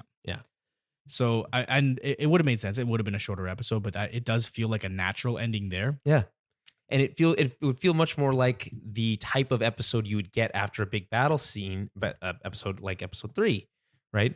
You get this really emotional high, and then these emotional, not so much lows, but like a exhale, as it were, right?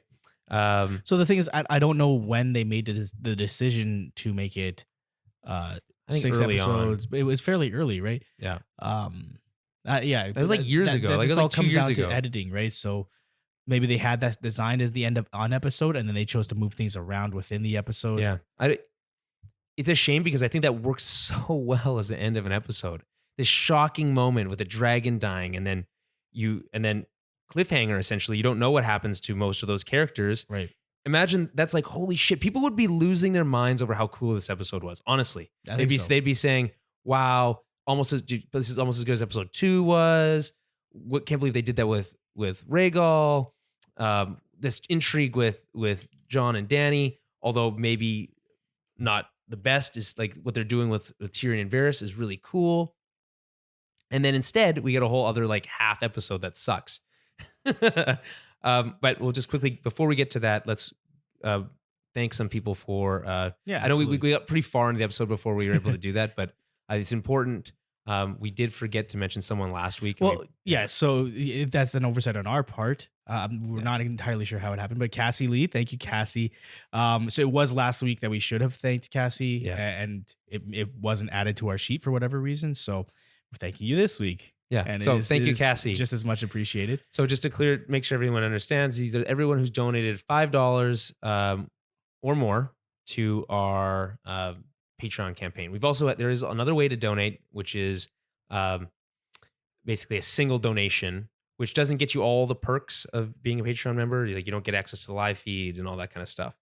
But you still get access to the Slack channel, which is a kind of a community that we have where we chat about Game of Thrones and other things, kind of like a chat room setting. So that's fun. You can do that. We had someone donate $20 this week to the podcast. You can go to towerbabble.ca/donate, and there's a PayPal button and a Stripe button. Right. You can use either one, whichever you prefer. So yeah, a big thank you to Yuri as well. Yuri, I'm hoping I'm going to get this right, man. Yuri Placek. I think that sounds right. That's close, right? Yeah. You need to watch more hockey. Like that sounds like it's a very hockey name, you know? Placek. It's Czech. Yeah. There's a lot of Czech hockey players. Yeah, yeah. So thank you for that. Of course, support in any form is very much appreciated. Absolutely. Also, and then the $5 Patreon subscribers or patrons, I guess is the term that we should be using. Ben Turner, longtime friend of the show. Yeah, good to see you. What did you see before the show? Longtime Turner. Because you said longtime listener, and I said, yeah, Ben Turner, longtime Turner, something like that. Yeah. So awesome. Thank you very much. And also Rohan Moligoda. That's a new name to us. I like the name Rohan. But the writers of Rohan. I'm a Lord of the Rings fan, so awesome. Thank you very much as well. Thank you guys. Much appreciated. Okay, so let's finish this episode off. I've been here for years. I feel the same way. Okay. They are climbing onto the beach. Grey Worm can't find Missandei. Last time we saw her, she was told to get on a skiff.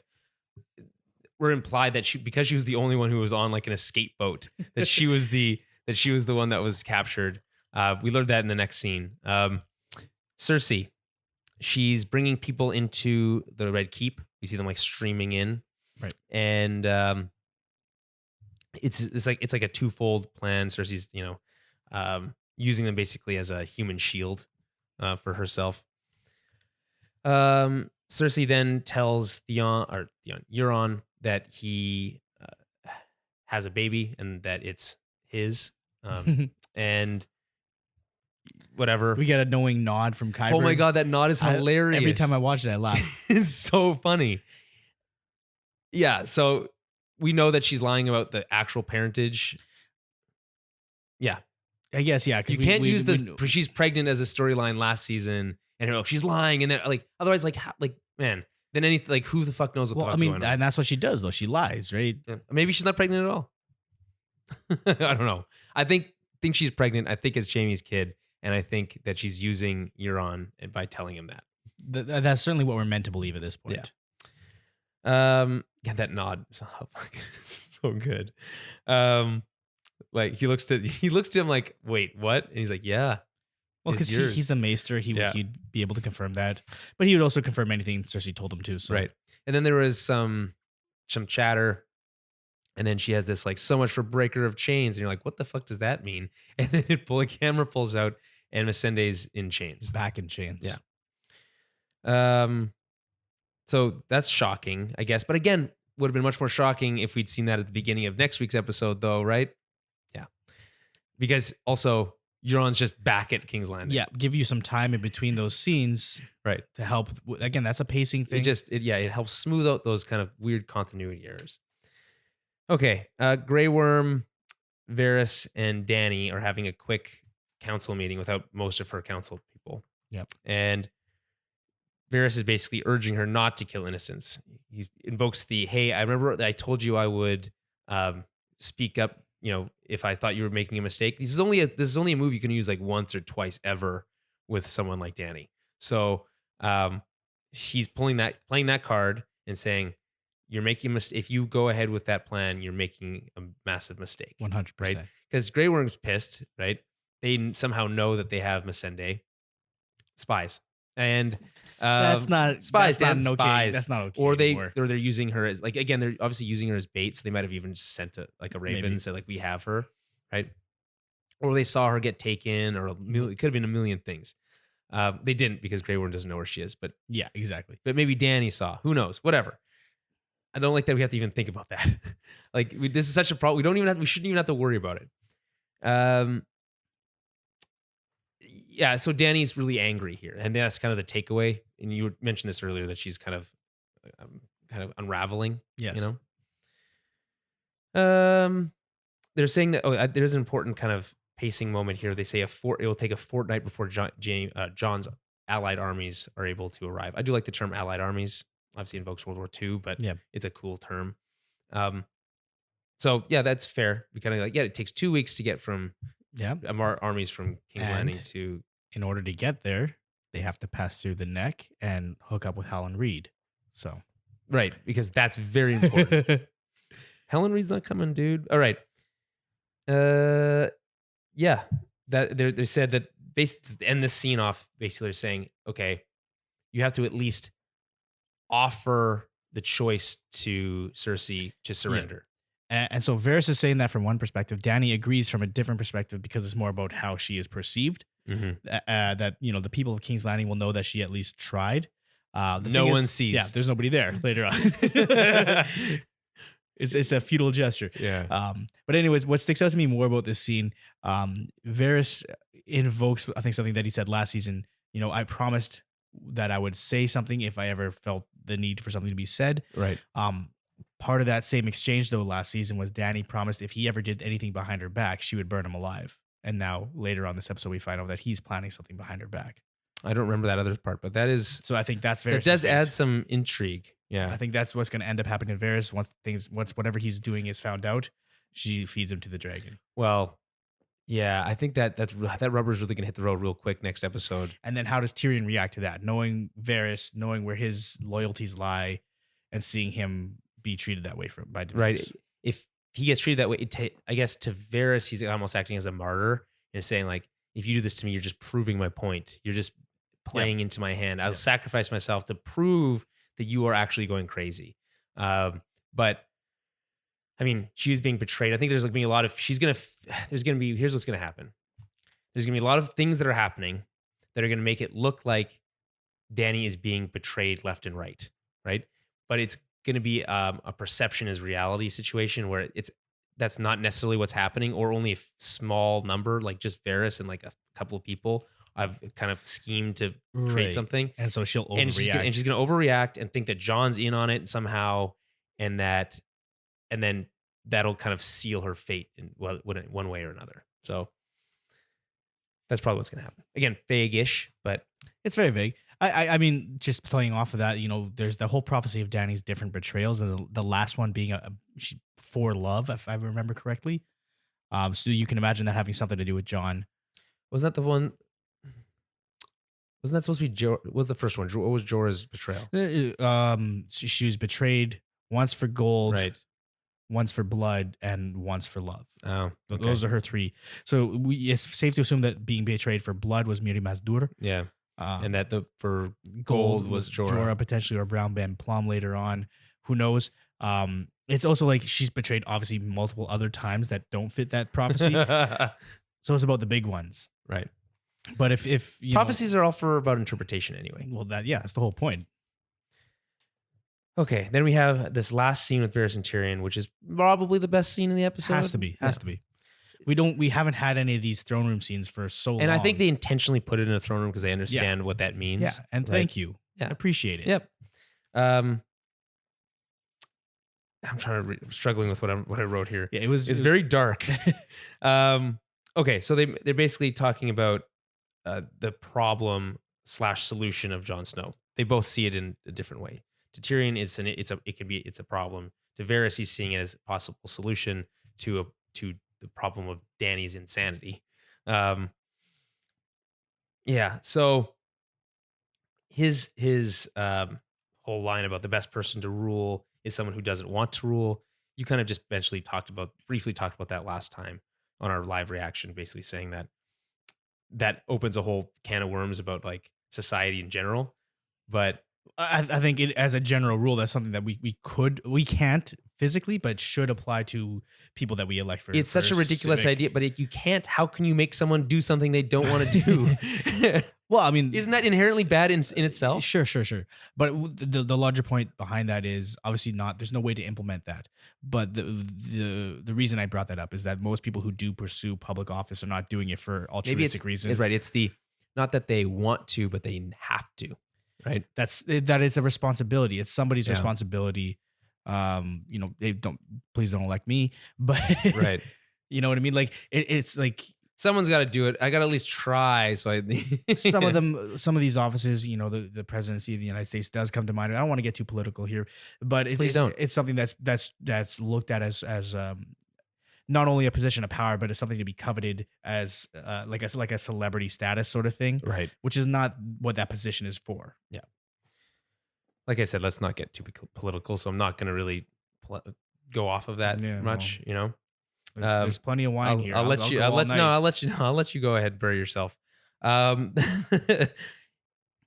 do bring up. Okay, so this is interesting as well, and we briefly talked about it earlier. It ties into that whole scene with Tormund giving Dany props, but the idea that Jon is a man, and that's important in Westeros. I don't want to get that back in, bring that back up, but it is important that the show brings that up, that we mention it, and that we did already, and that makes complete sense within the world that's already been established, right? Too strong for him. We already talked about that. Varys, there's an interesting line here, is like where Tyrion's like, you make a decision, you follow somebody, and you stick to that decision, right? And I mean, does it really make sense, considering like you might follow somebody and realize that was a mistake and then change your mind? Yeah. And that's what Varys' whole point is, like, yeah, but what if you know that was a mistake?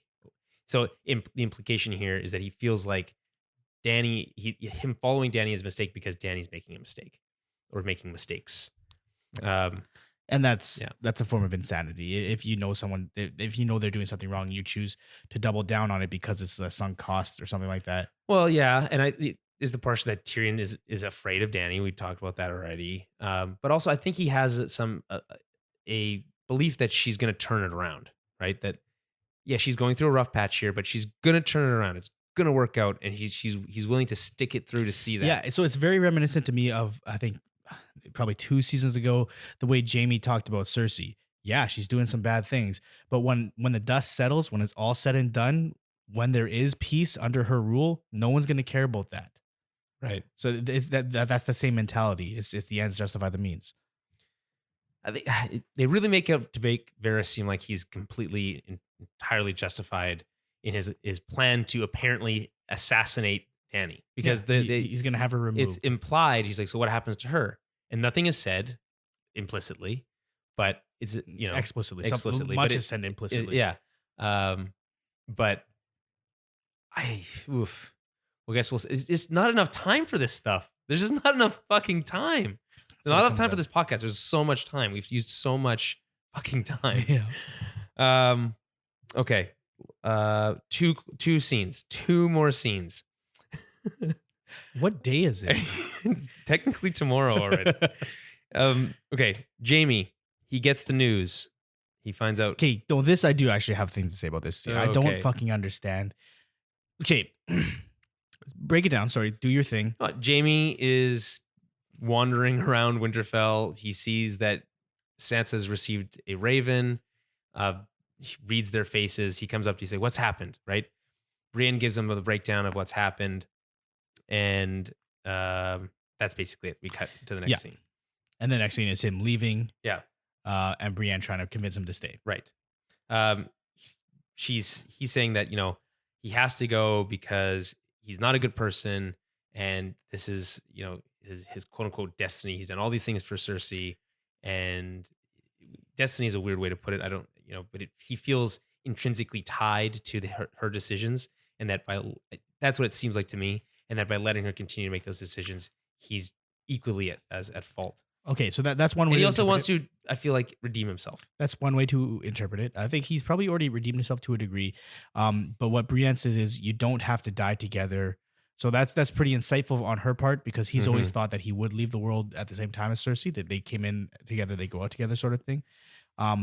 More important than why he's making, what I'm asking is what changed between them marching down south and now? The stakes. So they were going about down 50-50, but they had the edge, right, with the dragons. Okay. And he feels confident that even without his help, things will play out properly or like the way that it should. Okay, but right? if you want to use what you were saying earlier, is that it was so deeply personal to him that he had to go. Why would that not apply back then? Why does it only apply now? Because now he feels like the tide has turned a bit, and that he knows Cersei better than anyone, and that if he doesn't help and Cersei wins, he's equally to blame. Yeah. And I think this is another example of something that would have worked better had it been in 2 different episodes, because earlier this episode, they make the decision for him to stay at Winterfell. Right. And that's a shocking moment. Yeah. And then within the same episode, he decides to leave, and it's played off as also a shocking moment. I'm so mad at this episode, because it could have been so fucking good if they just ended at the 56-minute mark. Okay, and it was by and large still good in most respects. Like, yeah, it made some weird errors, and like some things pissed us off. But from a pacing and from a story payoff perspective, and all these things, if these things that came after 56 minutes were in next week, however they did it, would have been so much more powerful and worked that much better. And instead, you have this mishmash of pacing, and it feels like 2 episodes jammed together. That's what it feels like. But whatever. I'm really confused in terms of what changed. What was the catalyst that obviously, no, I know what the catalyst was. The catalyst was the dragon dying and Jaime receiving that news. What I'm saying is, why does that change the decision to stay at Winterfell? I answered that already. Asked and answered. All right. I do appreciate Gwendolyn Christie's performance here. And we touched on this early on. She's very broken up. We understand why. What a great performance by both Gwendolyn Christie and Nikolai Coster-Waldau. Okay. Final scene. Parlay at King's Landing. What gate is this? Where the hell are we? No idea. You think maybe the Western Gate? I realistically, the geography around King's Landing is much more lush than that. A lot of forest, a lot of like big fields, they whatever. Might have stripped it for, and there was the Battle of Blackwater recently enough that things would have been trampled. Like, fine. My larger point though is that it's not clear where they, like, realistically they would be coming down the King's Road. That's from the north. Yeah. But they came by boat, so that's true too. Yeah. It's not the Mud Gate, because that one was destroyed during the battle. Yeah, and we've also seen kind of what it looks like, and that. We didn't really see it during the daytime. I don't know. It could be. I presumed the Lions Gate, but it really doesn't make sense either, because that's on the western side, so they would have to like literally go around King's Landing to get to it. I don't know. But it's not. It doesn't matter. My theory is it's whatever gate it is. It's the gate that we go through in the opening credits. Yeah. By the way, we didn't mention the opening credits. The only that Winterfell was all destroyed. That was the only thing that was different. No flipping tiles. Winterfell was destroyed. Yeah, like so. There's little pieces of the Winterfell puzzle that are trying to come together that can't. Yeah. So that's cool. And I think there was no statues in the crypt or something like that. Maybe I'd have to rewatch it. The 7th time. God, what day is it? Okay. So some quick qualms. Seems like they're too close, right? Yeah. Like, again, that's just a strategy thing. Like, what are you trying to accomplish? She could end the war in a heartbeat, right there. Yeah. And like, there's no reason Cersei wouldn't try to do that. She has nothing to lose by attempting to murder them right there. Yeah. Right. She doesn't give a shit about honor. And they've made it clear that those giant crossbows, the scorpions, are very powerful. Decent range. Yeah. So, but they needed a parlay scene, and take that out of the equation. It's a cool visual, yeah, and it creates a lot of tension. It's a cool scene, and it was interesting that they even put Drogon in the background. I think that they did that intentionally. I think it's a show of force by Dany. But it, again, one of those things where you're showing your hand a little bit because now they know that obviously took out one. They already took out another dragon, but so it's not really a big deal. But they didn't have to spend that CG money, but they did. All right. So Theon and Qyburn have a talk. Tyrion. I don't know why did I write Theon? I've tried to write Tyrion, and it probably came out Theon in the close. darkness. Yeah. I'm just gonna fix that. Okay. Tyrion and Qyburn have a talk. There was a mention of Mouth of Sauron. The Mouth of Sauron. Yeah. Whatever. The gate the gate opens and a single figure comes out. It's a great visual. Yeah. And very reminiscent of the Mouth of Sauron. And I think intentionally so. Which is a scene, Kate, just so because I don't think everyone is fully familiar. It's a scene. Mouth of Sauron is a scene in Return of the King, Lord of the Rings. Only if you watch the extended edition. It's not in the theatrical. Oh, really? version. I actually don't know what you're talking about. Yeah. Continue. That's basically it. So the Mouth of Sauron is this aspect of Sauron that comes out and speaks for him. So obviously Sauron is a disembodied, he's eyeball. So the Mouth of Sauron comes out, and it's this thing with a giant mouth and that helmet that covers the rest of its face. It's very kind of like Silent Hill monster style. Okay. And it's just treating with Aragorn, Gandalf, and the rest. Okay. It's a really cool scene, and I'm really. Yeah, I mean, I can't not watch the extended editions, so it's part of the movie for me. But a lot of people missed out. When you only have 4.5 hours to spend. All right. Anyway, I really like what Tyrion. This plays out differently than you see most of these types of interactions go. It's less like blustery and more like Tyrion's like, listen, you understand what's happening here, or at least I hope you do. Tyrion's basically being entirely forthcoming and just like honest, and Qyburn's not. He's not playing fair. Basically, he knows that he's lying and he is acting like he's not. I mean, at that point, like for characters like that, it's not about lie. It's not about truth or false. Right. It's just how you spin things, how you perceive things, maintaining your reality. Exactly. Yeah. So that's fine. I just like that's how it's done. He's basically completing her to convince her to surrender, pleading with him to convince her to surrender. I like the scene where the moment where he's like, "We've come to ask for her unconditional surrender with the immediate release of Missandei of Narth," and he's like, "Well, we have asked for your unconditional surrender with Missandei of Narth being murdered if you don't have to." It's Nath, not Narth. I keep using Narth. Why do I keep? That's the fourth time I've done that. Now, she's the bargaining chip here, Missandei, right? Of course, they have the upper hand by having her. Tyrion then decides he's going to speak with the manager, right? He just walks past him. Most of this is implicit, like there's not much communication. Tyrion does. It bothers me because like how many times do you have to like try to play the same card and have it fail in front of you, like and not work? Because you've tried the I trust her because she has a baby play once before, and you and very publicly were wrong. So you're doing it again now, very publicly, and you're lucky you weren't murdered for it. It doesn't make sense that I don't know why she doesn't actually. It's weird. And then Cersei like walks up to Missandei, who's only just chained up by the arm, and like puts her arm around her. And all I could think of was like, you could just throw her off right now. And like, by the time anyone could get to you, it would be too late. Right. But she's not that kind of person.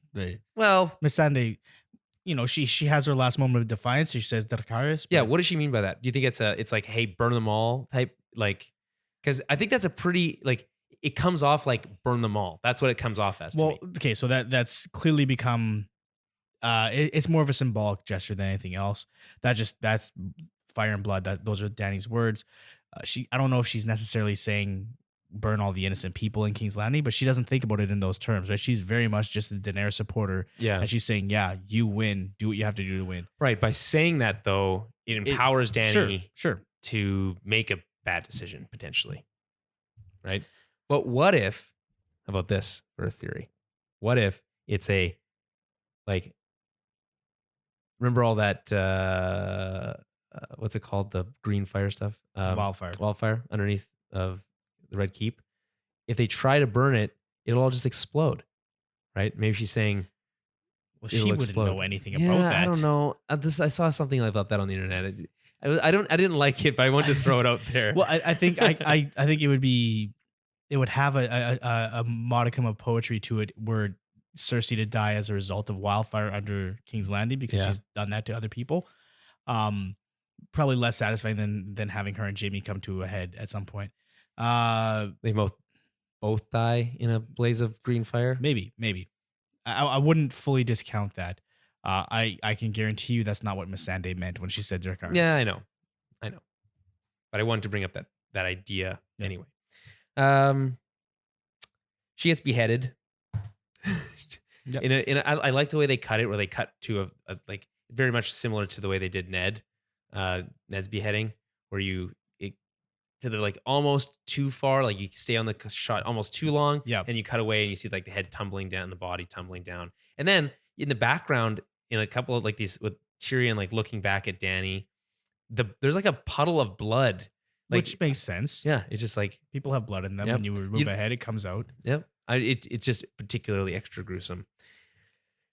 And then we end on a shot of Dany's angry face, which has already got a lot of traction online as a GIF, and also a meme. But what's the implication that she's completely well? So I think so. I think she's in this position where she continues to listen to people like Tyrion, Jon, whoever, preaching restraint, telling her, do it this way. Let's try to negotiate as much as we can. Guys. Yeah. And she keeps getting put in these situations where she loses as a result of that. That's the final straw. Like, they killed Missandei in front of her. She wanted to go and burn King's Landing to the ground. They convinced her otherwise. They convinced her to talk and have this parlay. Yeah. And this is the result. She was going to die anyway. They knew that. Of course. And they also, like, I think they knew going in that was going to happen. She knew she had to do this thing. It's a very visceral moment for her. She's going to be upset about it regardless. I don't know that they knew she was going to be executed. How are they possibly going to get her out? Well, negotiating, right? Because what could they have done differently? So do you honestly think that Tyrion thought that it would play out that way and he did it anyways? No, he was trying to negotiate. Well, he was, but I think in his heart of hearts he knew that nothing he could have said to her would have she was a dead man walking. Maybe it was a last ditch effort, but what would he have been able to offer? Their only thing they could have offered them is unconditional surrender to get her to live. So just playing off the rules of the show and how that scene was portrayed, they were offering Cersei a form of clemency if she were to release Missandei. But Cersei obviously didn't accept that. But they knew that she wasn't. Dany knew going in that she wasn't going to make that she wasn't going to agree with that. And that is my point, is that Dany knew, but she allowed herself she allowed Tyrion to try. She allowed herself to be talked down. And now this happens. That's the last straw. Now she's going to overreact and rain fire. It seems like she gave herself an excuse to do it, is what it seems like. Because she knew, they know, they have Missandei, right? And her plan was to go burn everything down. Like that wouldn't get Missandei killed either. Like, how was that gonna work? What was her plan? They had no plan to save her. They tried. They did the only thing they could do, knowing that she wasn't going to accept it anyway. Right? And that's essentially what I'm saying. Because Dany even says so that should they know who to blame when the ceilings, whatever she says, when the sky falls on them or something like that. Right. So, and that's what's going to happen now. But again, there was no other outcome to that meeting than Missandei's death. There was none. Sure. I mean, from a show watcher's perspective, of course. From any perspective. The characters in the show knew that wasn't going to happen. Okay, we don't need to keep going back and forth about that, but that can't be the case. What's going to be interesting now is Dany overreacting and Jon arriving to witness that without having seen that piece, that parlay, right? Yep.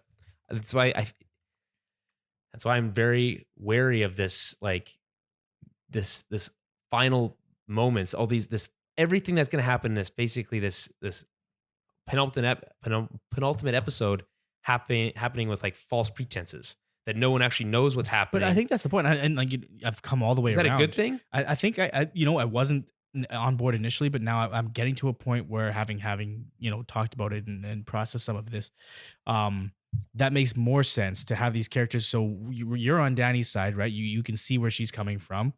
You don't think it's fair, and Jon's not going to have that context, so we'll be able to see things from both perspectives, and we won't have a good guy, bad guy dynamic. And that's what Cersei's the bad guy. Yeah, but that will be handled, and it'll be handled concurrently.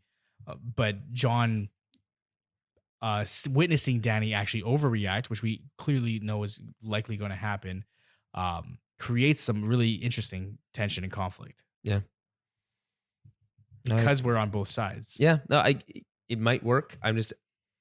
It feels unfair to the characters for that final moment. It doesn't feel like they don't deserve that to be their final confrontation, to be a misunderstanding at the end of the day. Right. Well, but I think the whole point of this whole series, first of all, nobody gets what they deserve. Right. If you think it's going to have a happy ending, you haven't been paying attention. And the vast majority of these conflicts, these human conflicts, are based around simple misunderstandings of people seeing things from one perspective and not somebody else's. If this wasn't the final season, I would agree with you. If this wasn't the second last episode, I'd agree with you. If there wasn't one episode after that to kind of smooth everything over for the finale, I'd agree with you. But there's just no time. Sure. To have that final conflict come down to that. And we've harped on that a million times. I know I have personally. The season is going to feel rushed either way, but this is the reality. So that's what we're talking about. Okay. There are 2 episodes left, and that's how it's going to shake out. Well, maybe we'll be wrong. Maybe we'd be wrong. None of us predicted that that's how Rhaegal was going to go out. I can tell you that. I don't think anyone had that down as a guess. Not specifically, yeah. No. Okay, let's wrap it up there. Follow us on Twitter at TowerBabbleCast, Facebook.com/TowerBabbleCast. Send us any emails to TowerBabblePodcast@gmail.com. Head over to our website, TowerBabblePodcast.ca, and find everything that we do, including the Tower Babble Podcast. We just recently reviewed Avengers Endgame. We'll be doing some more Endgame coverage in the next little while, so stay tuned for that as well. Patreon.com/TowerBabbleCast. If you want to help support the show, please head over there, drop us some money, and we will give you guys some more content. That's the exchange. That's the deal. So we'll be back next week with Season 8, Episode 5. And before we go, we must thank our $20 subscribers. Right. And they get thanked every episode, except for last week's, because they are so generous. And it's a close-knit group of very amazing people that all their names start with J, so I call them the J's. And we have Jesse Graves, Jeff Spicer, and Julie Abodili. Right. So thanks, guys, as always. And like I said, we'll see you guys next week. This week's Game of Thrones theme is a extreme epic orchestral remix done by Enrico Diana. You can find their work on YouTube, SoundCloud, Instagram, Patreon, Facebook at Enrico Diana Music. Enrico Diana Music.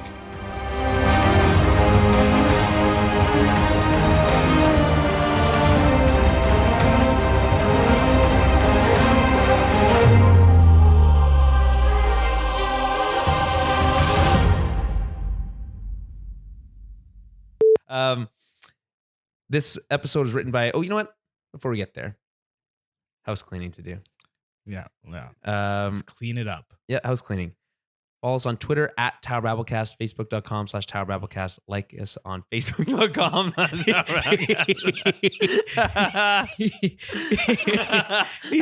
You're really cleaning the house.